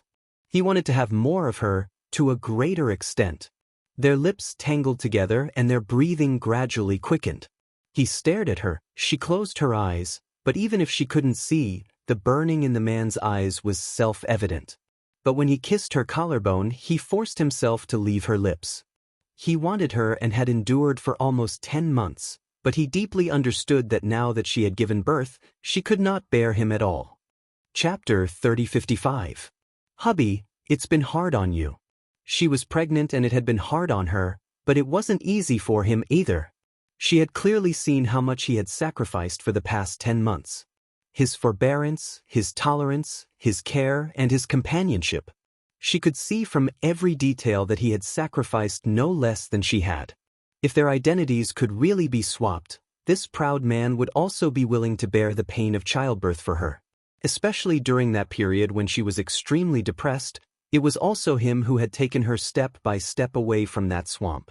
She suddenly said, "Actually, there's something that I'm really troubled about."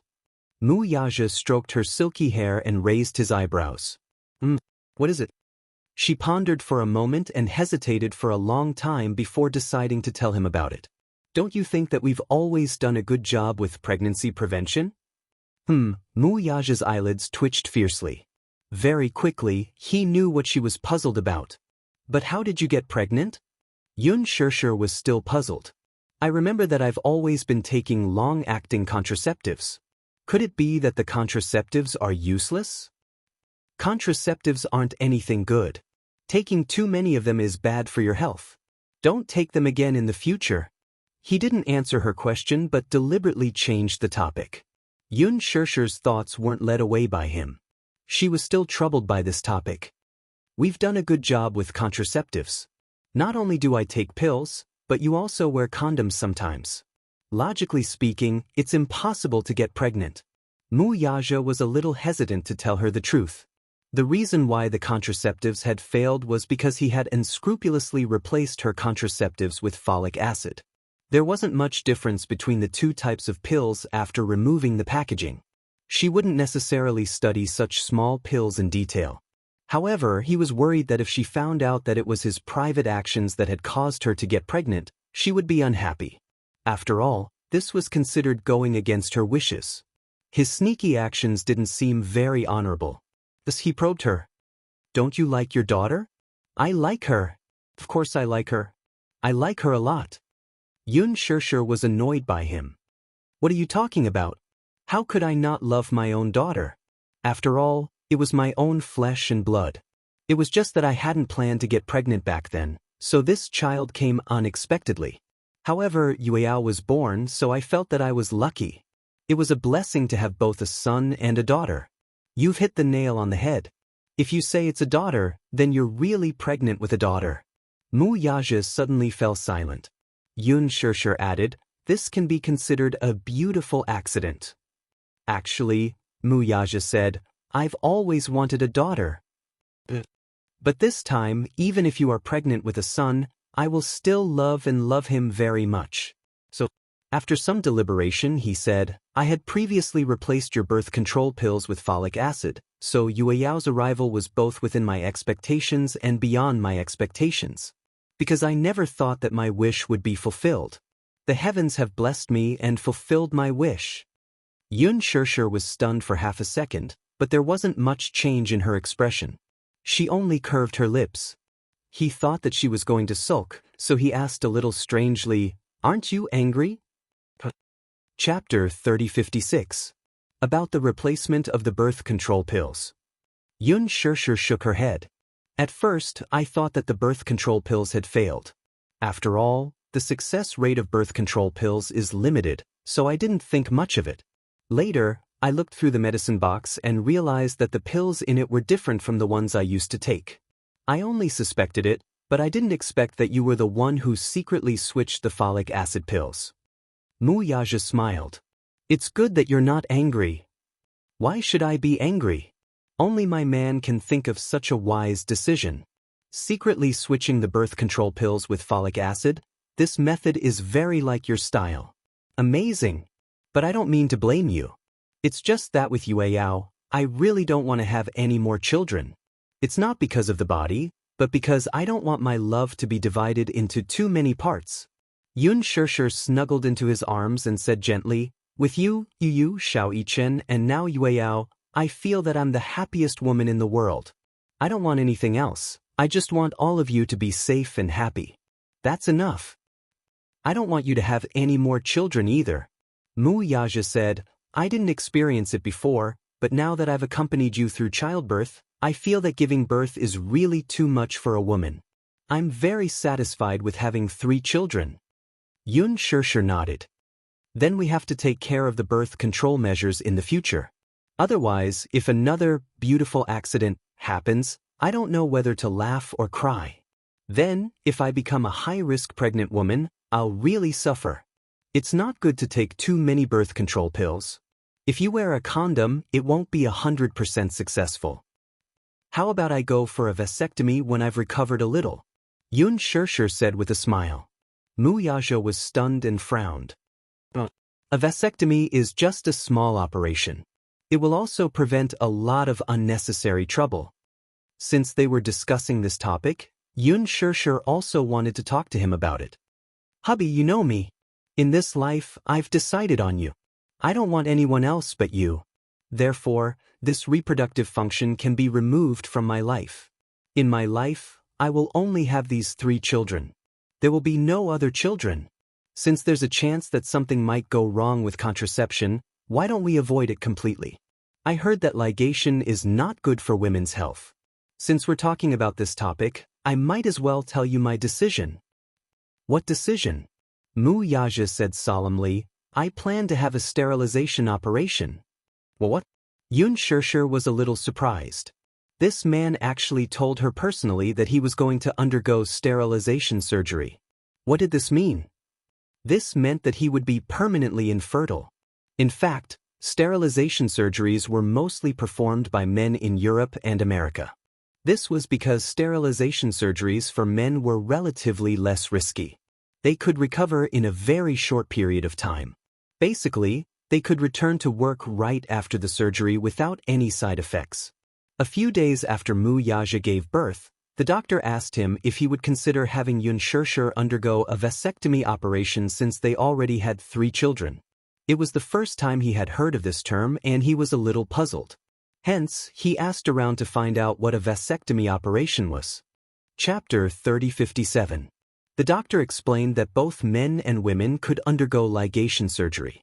However, male sterilization was less risky and the chances of complications would be greatly reduced. Moreover, the failure rate was extremely low, so there was basically no need to worry about the consequences. If a woman underwent ligation, she would have to face the risk of an ectopic pregnancy. For example, an ectopic pregnancy. If it lasted for a long time, it would affect her health, causing inflammation and infection. In that case, it would need to be removed and reoperated. However, in such an environment in the country, most men were very resistant to such surgery. This might have something to do with the deep-rooted patriarchal society that remained in the bones of the men in the country. They felt that such surgery was the greatest blasphemy to a man's face. Most men felt that a man bearing the responsibility of contraception meant that his status was degraded. Moreover, fertility was seen as the core of many men's identity. Sterilization was misunderstood as male castration. Many men even thought that if they were to one day achieve meteoric success and divorce their wives, then they would no longer be able to have children of their own. Many people did not want to give up this path of retreat. In addition, many men treated women as their personal belongings. This was because this kind of respect was hard to show. After all, carrying on the family line was the most important task of men in society. However, Mu Yaja felt that if the slightest risk appeared on her, then he had to put an end to it. He was determined to put an end to it. How could he let his woman take such a risk? Even if it was only 0.1%, he was determined not to do it. Moreover, he had no worries at all because this woman, this great woman, had already fulfilled his greatest wish by giving him a daughter. Thus, there was no need for him to keep his fertility. He had decided that this woman, would be the only woman in his life who could accompany him to the end of his life. He only had one wife, and his child could only be born of him and her. After the sterilization, he would not have to worry about those messy women coming to sow discord in the future. He had such concerns too. After all, regardless of whether he was married or not, there were still many women who coveted his life. There was no guarantee that another woman like Xianxia would appear and use despicable means. However, after he was sterilized, he would no longer have such concerns. When that time came, if another woman came to him and said that she was pregnant with his child, then this stupid wife of his would have the confidence to give her a tight slap. The doctor had also explained to him that if a man underwent sterilization, a very small incision would be made to remove the vas deferens and cut it into segments. This surgery might sound scary. However, in his opinion, a woman's sterilization surgery was even more inhumane. For a woman to undergo sterilization, she had to cut her abdomen open and the fallopian tubes on both sides were more than 10 centimeters apart. He rejected it right away. However, in bed, he did not like to wear condoms. He always felt that it was not very comfortable. Moreover, in a certain aspect, he was very sensitive. Therefore, this feeling of discomfort was infinitely magnified. In the past, he did not wear condoms because he hoped to have another daughter. Now that he had a son and a daughter, he could not bear to see her go through childbirth again. He thought that since he did not like to wear condoms, then he would sterilize her. Chapter 3058. However, Xianxia couldn't bear it. She felt that his sacrifice was too heavy. However, her worries were nothing in Mu Yaja's eyes. After all, women were the carriers of new life. They had to menstruate every month, and this was already a huge burden. Pregnancy took 10 months. After giving birth, their figures would be out of shape and would take a long time to recover. They also had to consider confinement and breastfeeding. What about men? If they wanted children, they just had to be responsible for sowing the seeds. If they accidentally got pregnant, they just had to fork out the money. The woman would still be the one suffering. In this aspect, women were at too much of a disadvantage. Hence, he made this decision. He hugged her tightly and said, "I don't have to consider that our marriage won't last long, and I don't have to consider having children in the future. The risk of sterilization is small. This is my decision. I'm just informing you. It's not a discussion. As long as you know it, you don't have to say anything." His attitude was very firm. This was just a notification, not a discussion, and he didn't intend to ask for her opinion. When Xianxia heard this, she was extremely touched. This man was worried about her having to undergo a vasectomy. What was even more unexpected was that he had already made his decision long ago. However, such words were very much like his style. Perhaps, if she hadn't mentioned this, he would have hidden it from her and secretly done the surgery before mentioning it to her. He wasn't good with words and always gave silently. In his mind, he would give for someone willingly as long as it was worth it. However, giving was giving and he wouldn't give for some purpose. He loved her. He only loved her. He loved her without reservation. It was just that pure. Xianxia was touched by his thoughtfulness and tolerance. She was even more touched by his love. She wrapped her arms around his shoulders, leaned forward and kissed him on the cheek. "Hubby, thank you." Mu Yaja's lips curled into a smile. Just as he was about to kiss her on the lips, the door to the ward was suddenly pushed open. He looked up sharply and saw Gong Jie standing at the door. He looked a little embarrassed when he saw this ambiguous scene. Behind him, Hua Jin was blocked outside the door by his Gong Jie. Seeing that he was in a daze, he pushed him on the shoulder and said, "Why aren't you going in?" Yu and Xiao Yichen poked their heads in from both sides of his legs. They were surprised to see Mu Yaja and Xianxia hugging each other. Xiao Yichen said angrily, "Daddy, you're despicable. Did you purposely send us away so that you can enjoy some alone time with Mommy? Daddy is the most cunning." Mu Yaja glared at Gong Jie. "Why didn't you knock before coming in? I didn't expect you guys to be so intimate. There's no sign on the door that says no entry." However, in his heart, he was thinking that this Mu Yaja had purposely sent him away so that he could dominate his sister. This was too much. Mu Yaja snorted coldly, but he didn't let go of Xianxia. Since they had been caught, there was no need to hide it. He was hugging his woman and kissing her. It wasn't something embarrassing. Gong Jie was the first to walk to the crib. After taking the best position, he wanted to hug the baby Yueyao. Chapter 3059. Sensing that someone was touching her, she gave a forceful kick like a little bunny and kicked Gong Jie's big palm away. "You're so strong?" Gong Jie found this to be extremely amusing.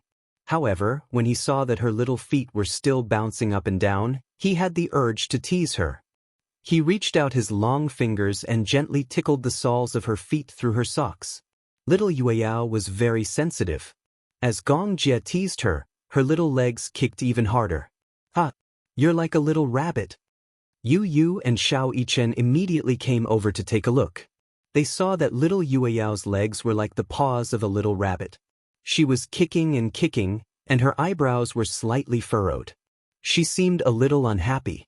Yu was eager to protect his little sister. He immediately said, "Uncle, don't disturb your little sister's sleep. You've slept for so long. Have you slept enough?" The man smiled and grasped the little thing's tiny feet with his large palm. Revealing his pearly white teeth, he looked devilish and unrestrained. Little Yueyao was woken up by him. Her face was wrinkled, and she looked like she was going to cry again. When a child didn't sleep well, she would cry to vent her dissatisfaction. Gong Jie said, Oh. He calmly coaxed, "Don't make a fuss, don't make a fuss. Uncle will carry you. Uncle will dote on you." Yu, who was standing at the side, could not help but burst into laughter. He felt that such an arrogant man like his uncle was carrying such a cute little thing in his arms. He was like an ordinary stay-at-home dad, coaxing his daughter with infinite tenderness. It was hard to imagine that this man was the most terrifying chief commander of Hurricane Group, Gong Jie. Wasn't the difference in their image a little too big? Yu couldn't stop laughing. Gong Jie saw that he was laughing and said angrily, "What are you laughing about?" Yu cleared his throat and smiled elegantly. "Nothing. I just feel that, uncle. Why are you so cute?" Gong Jie awkwardly moved his face away and snorted coldly, looking very arrogant. Mu Yaja turned around and said to her, "I'll prepare for the operation in the next 2 days. Don't worry." "Isn't it too rushed?" "No, it's just a small operation. It doesn't require much effort and energy." Mu Yaja said to her again, "You just have to focus on your confinement and recuperate. You still have to prepare for the wedding." "Wedding? Aya, how could I forget about this?" Xianxia didn't know whether to laugh or cry. "I was so focused on my little Yueyao that I forgot that someone still owes me a grand wedding. You may have forgotten, but I haven't. However, you'll have to wait until your eyes recover. Otherwise, how regretful will you be if you can't see how beautiful you look in your wedding dress?" Xianxia was a little pessimistic. She said a little uneasily, "I heard that cornea donors are not easy to come by, and we might not be able to seize the opportunity. I'm just worried that, by the time my eyes recover, Yueyao will have already grown up." Yu immediately said, "Mommy is letting her imagination run wild again. With Daddy and Uncle around, Mommy doesn't have to worry for nothing. Everyone says that Yueyao is good-looking, but unfortunately, I haven't seen it." Xianxia suddenly sighed. "It's such a pity that my daughter has been born, but I can't take a good look at her. I wonder when I'll be able to see what she looks like?" Chapter 3060. Little Yueyao, do you know? Mommy doesn't want to miss a single moment of your life. Hua Jin was sitting at the side. When he heard this, he couldn't help but look a little stunned. He suddenly stood up and instructed the nanny to take good care of Xianxia. Then he walked to Mu Yaja's side and patted his shoulder gently. He pointed to the door, indicating that he had something to say to him. Mu Yaja nodded, got up, and walked out of the door with him. As if afraid that Xianxia would hear their conversation, Hua Jin walked to the balcony and stopped. Mu Yaja walked over and asked him, "What's the matter?" He asked, "Xiaxia's eyes? Do you have a way to find a suitable donor?" Mu Yaja saw the anxiety in his eyes and thought that this matter had been troubling him for a long time. He said, "You don't have to worry." "How can I not be worried? There's been no news for so long and there's no suitable donor. I'm waiting too." "What if there's no news?" Hua Jin was even more anxious now. "Xiaxia wants to see little Yueyao, but it's already a luxury. My heart aches when I see her and I hope that she can have the operation as soon as possible."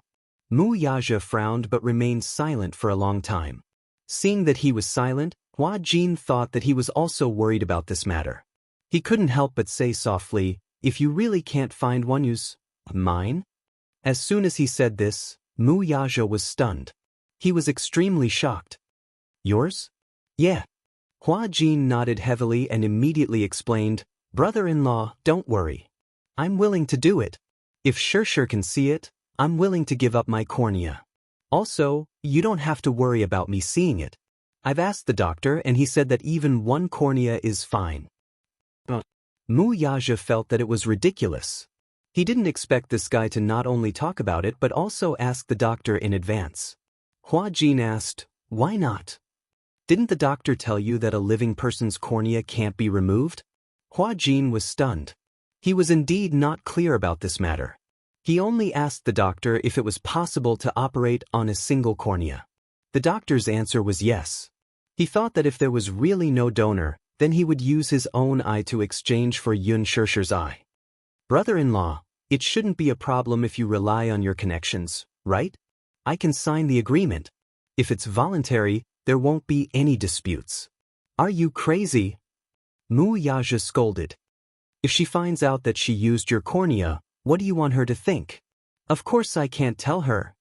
Hua Jin said firmly, "Brother-in-law, I once promised Xirsher that if one day she really can't see, I will be her eyes." Mu Yaja interrupted him. "No, no means no. Brother-in-law." Hua Jin was a little angry. "If I knew that you wouldn't agree, then I wouldn't have told you." "I have a donor," Mu Yaja suddenly interrupted him. Hua Jin was shocked. "What? I have a donor?" Chapter 3061. Mu Yaja smirked and said coldly, "I don't want to use that donor because I think that donor is dirty. So, I'm waiting. I'm waiting for an excellent donor. If it doesn't work, I'll consider using that person's donor." "That person?" Hua Jin was even more confused. Mu Yaja decided not to hide it from him. He said, "Come with me somewhere, okay?" "Okay." Mu Yaja brought him to Yulong Bay. Hua Jin followed him to the basement. He made a call and someone immediately opened the shutter door. Two men came out and greeted him with smiles on their faces. "Chairman Mu, you're here? How is she?" "She's still the same, but she's willing to eat a little. She doesn't eat much and relies on the nutrient solution to sustain herself." Hua Jin was baffled. Mu Yaja turned to look at him and said, "Come in." The two of them walked in and saw that the warehouse had been converted into a dungeon.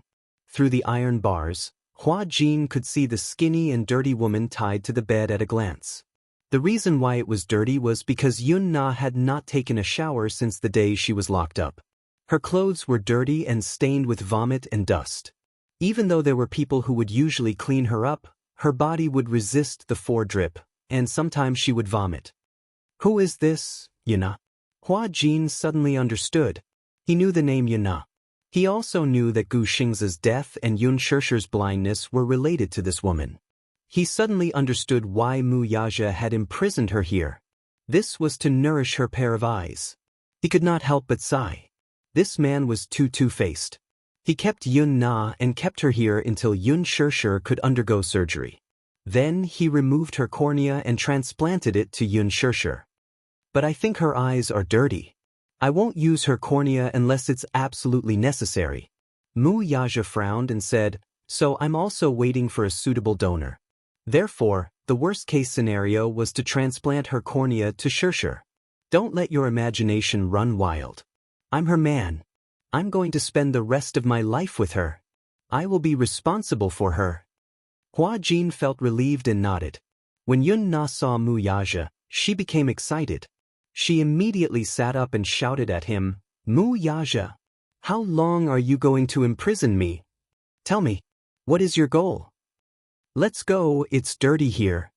Mu Yaja didn't want to stay any longer. Hua Jin nodded as well. The two of them turned around and decided to leave. Behind him, Yun Na shouted herself hoarse, "Mu Yaja, if you're still a man, then kill me if you have the guts. What is your motive for locking me up and trapping me here? Tell me." Mu Yaja acted as if he didn't hear her and left with Hua Jin. When Yun Na saw Mu Yaja and Hua Jin's departing figures, she broke down even more and shouted at him, "Mu Yaja, let me go. Let me go. I know I was wrong. I don't want to live like this anymore. Don't go. I beg you. Let me go." However, what answered her was the heavy sound of the shutter door closing. The world isolated her again. Yun Na collapsed on the bed in despair. She wanted to cry, but she couldn't shed any tears. Chapter 3062. Her heart sank to the bottom of the valley once again. For the past few months, she had been trying to figure out Mu Yaja's intentions. She didn't know what this man's intentions were for locking her up here, feeding her, and keeping her alive. What exactly did he want from her after racking his brains? Yun Na sat on the bed and wailed at the top of her lungs. She wanted to grab her hair, which was as dry as straw, but the handcuffs were tightly locked around her wrists. Now, she couldn't do anything other than breathe when she opened her eyes and sleep when she closed them. The long period of captivity was about to torture her to the point of mental breakdown. The two men sent Mu Yazhi away. When they returned, they heard Yun Na's tragic cries. They scolded her in disgust. "Shut up! What are you screaming for?" "Ah!" Yun Na screamed even louder. She said hysterically, "Why didn't you kill me? Why didn't you kill me?" *CK. She's getting louder and louder. One of the burly men said, "Go and gag her." The other man nodded and immediately walked over with a dirty rag. When Yun Na saw it, she kept retreating. That rag was used to wipe the table and shoes, but these people wanted to gag her with it. She kept shouting and yelling, full of resistance. The man wanted to stuff the rag into her mouth, but she didn't hesitate at all. She opened her mouth and bit his wrist hard. The man groaned in pain. The muscles all over his body tensed up, and he instinctively slapped her face to the side. "Are you a dog? You're biting people?" *CK. He grabbed her hair and shoved the rag into her mouth without giving her a chance to protest. Yun Na stared at them with tears in her eyes, but she could only whimper. They looked at her as if they were sizing up a bug in a smelly ditch. The man turned around and asked, "Why did Co Mu come here today?" The other man said, "Probably to see how she's doing. After all, she's been imprisoned for so long. I'm afraid she's useless." "How can she be useless? I won't starve to death. I heard that President Mu's daughter has been born. Once Mrs. Mu is done with her confinement, the surgery will be arranged soon." As soon as he finished speaking, Yun Na, who had her head lowered, suddenly raised it and stared at them in shock. However, the man did not notice her urgent gaze. Instead, he started chatting with her. He had been guarding Yun Na all this time, and it was extremely boring. Thus, when he was bored, he casually chatted with her. "Haven't you heard? Chairman Mu gave birth to a little princess. Now that he's here to see me, he's probably going to prepare for the transplant, right? Mrs. Mu's eyes are still waiting for a cornea donor. Oh, I remember now. If it weren't for this woman's eyes, Chairman Mu wouldn't have kept her alive until now. Madame Mu is really pitiful. She's been blinded by this little b****. She must get revenge on her." "What?" Yun Na's eyes widened in anger as she listened, but she was so scared that she didn't even dare to breathe loudly. She held her breath and listened to their idle chatter. However, a man who had just arrived asked curiously, "Say, why didn't you perform the cornea transplant earlier?" Chapter 3063. The man sucked in a breath of cold air. "Cornea? Don't tell me he's going to remove the cornea from this woman's eyes while she's still alive? What else? Do you still pity her?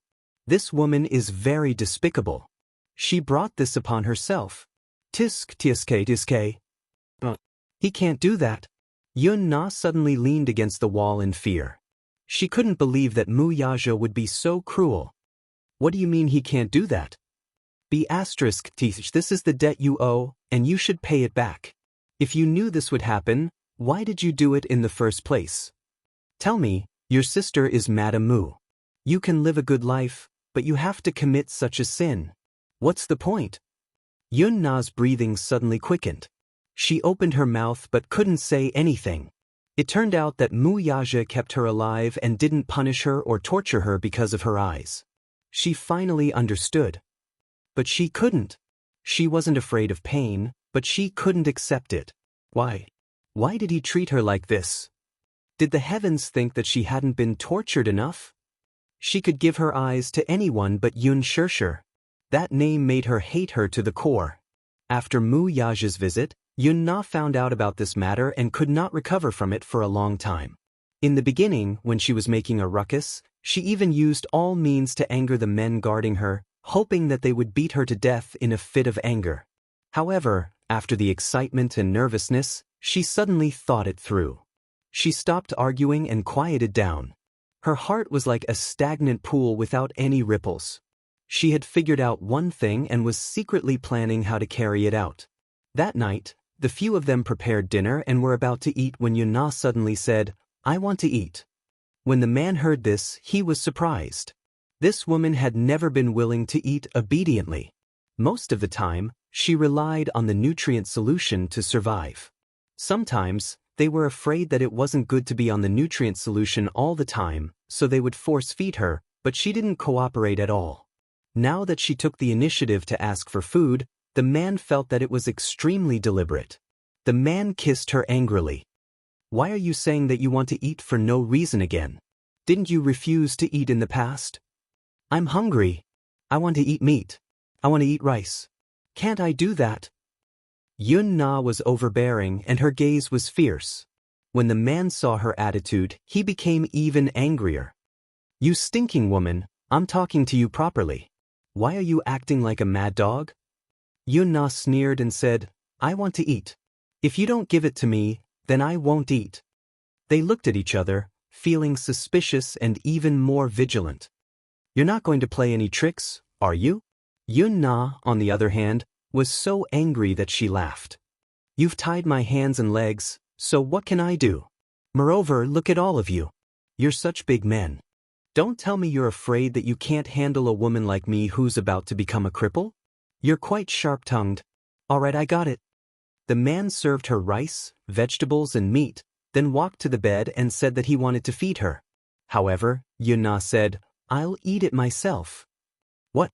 Uncuff me, I'll eat it myself." As Yun Na said this, she glared at him fiercely. "I won't eat what you feed me." The man became even angrier and finally lost his patience.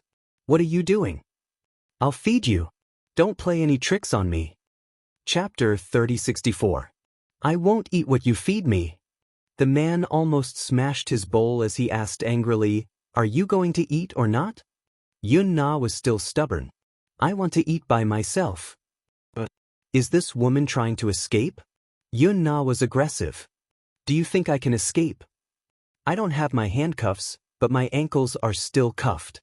Where can I escape to?" When the man heard this, he uncuffed her with suspicion, but his face was still a little wary. With a click, the handcuffs were uncuffed. Yun Na's hands were finally free. She looked up and saw the man staring at her covetously, as if afraid that she would do something rash. She could not help but sneer. "But why are you still so worried when my legs are cuffed? Even if I have wings, I can't fly out of here. I've just thought it through and want to live a good life." "Thought it through?" The man snorted. "It's fine as long as you've thought it through." With that, he was no longer so vigilant. He sat at the side, but he did not dare to be too far away from her. His gaze was still on her. Yun Na did not look at him anymore. She picked up the bowl, held the chopsticks, and casually ate a mouthful of rice, wolfing it down. Seeing that she was eating obediently, the man relaxed even more. "You should have done this earlier. If you were willing to eat by yourself earlier, you wouldn't have to suffer so much." Yun Na didn't even raise her head and didn't even look at him as she continued to eat. This rice was fragrant, but it was a little bitter. It turned out that tears had slipped into her mouth unknowingly, and it tasted astringent. Yun Na wiped away her tears fiercely.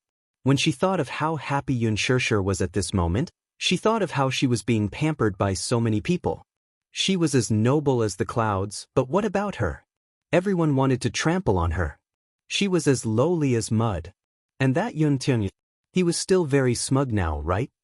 When she was thrown into the sea, her heart was filled with despair, but God gave her a chance. She hung onto a piece of driftwood and drifted on the sea for an entire night. Just when she thought she was about to freeze and sink into the sea, a fishing boat finally passed by and pulled her onto the boat. She was reborn. After that, she used guns and knives to think of ways to erase the traces of her existence. Because she felt that Yun Na was already dead, and she was a ghost that had climbed up from hell, a malicious spirit that was born for revenge. She wanted Yun Xianxia and Yun Tianyu to pay with their lives, so she spent a long time coming up with a series of plans for revenge. Especially a few months later, When Li Qin's body was salvaged from the shore and she saw the rotten corpse, she was even more convinced. Yun Na suddenly wiped away the oil stains on her mouth. She raised her head and said coldly, "Is Mu Yaja going to use my eyes as a cornea donor for Yun Xianxia? Isn't that something you should ask?" Yun Na became agitated. "He put in so much effort to raise me for this purpose?" The man snorted but did not answer. Chapter 3065.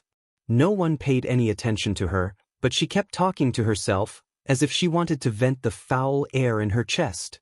"What about now? She wants to take my eyes away again? On what basis? On what basis? How much more does she want to take from me? Mu Yaja wants to transplant my eyes to her, but he thinks I'm dirty. He's using me, but he hates me at the same time. That's the most hateful thing." When Yun Na thought of this, she finally made up her mind. She lowered her head and laughed sinisterly. "However, I won't let him get away with it." "What do you mean?" Yun Na lowered her head and suddenly gripped her chopsticks tightly with both hands. She gripped them so hard that it seemed like she was going to break the chopsticks. Her hands were trembling non-stop, and she suddenly laughed miserably.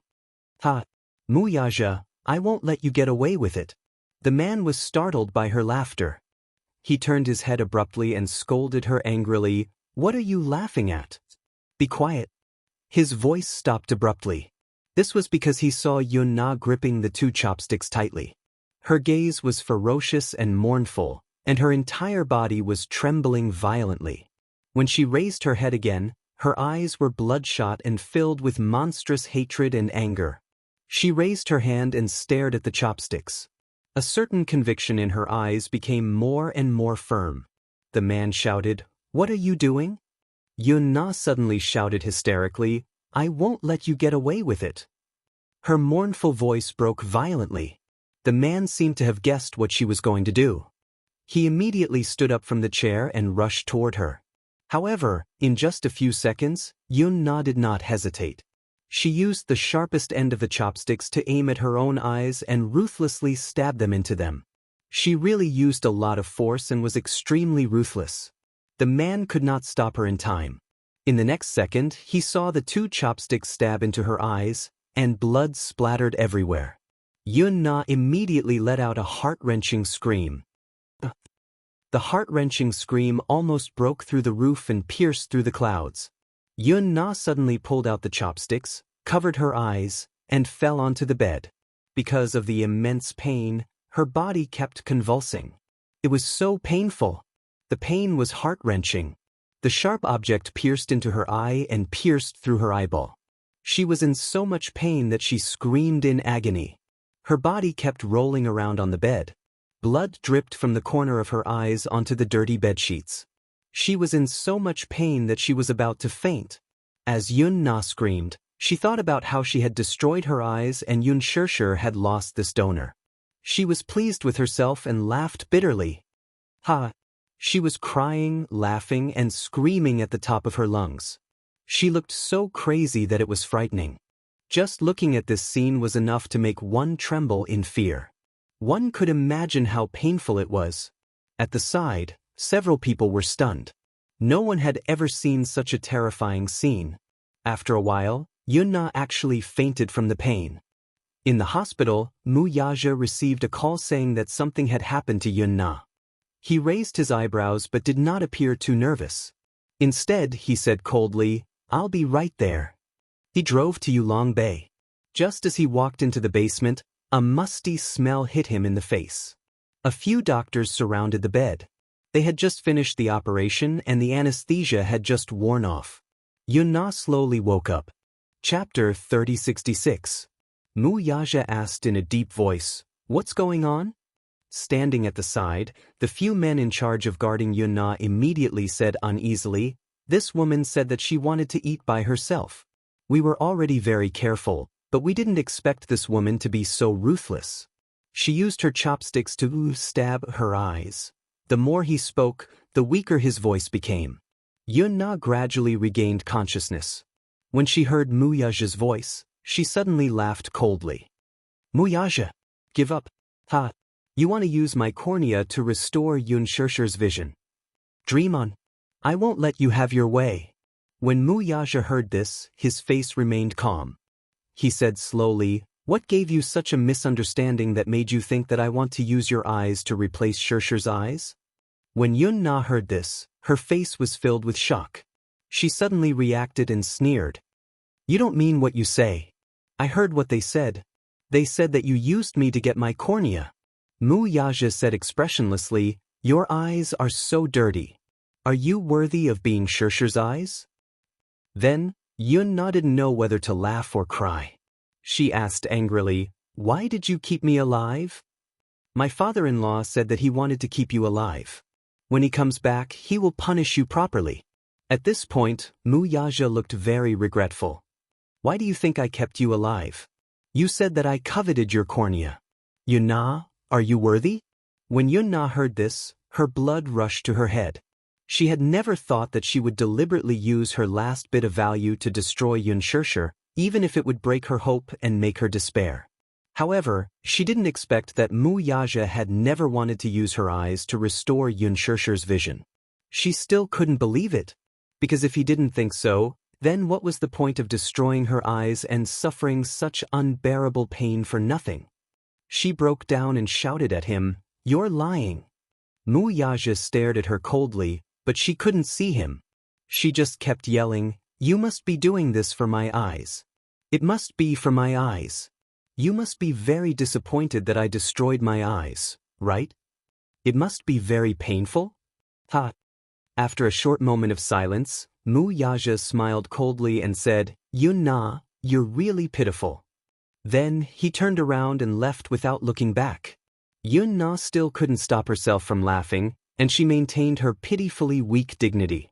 However, when he left, her smile became even more miserable. In the end, as he laughed and laughed, he actually started to cry in despair. Mu Yaja, I hate you. I curse you, you will die a horrible death. Die a horrible death. Yun Xianxia, you will definitely suffer retribution. Even if retribution doesn't fall on you, it will fall on your child. Let your child pay for your debt. Ha! Yun Na didn't hesitate to curse him with the most vicious curse in the world. However, everyone looked at her as if she was a pitiful child beggar. No one cared about her. After Mu Yaja left, Minyu followed at the side, wanting to say something but hesitating. He turned around to look at Minyu and said, if you have something to say, just say it.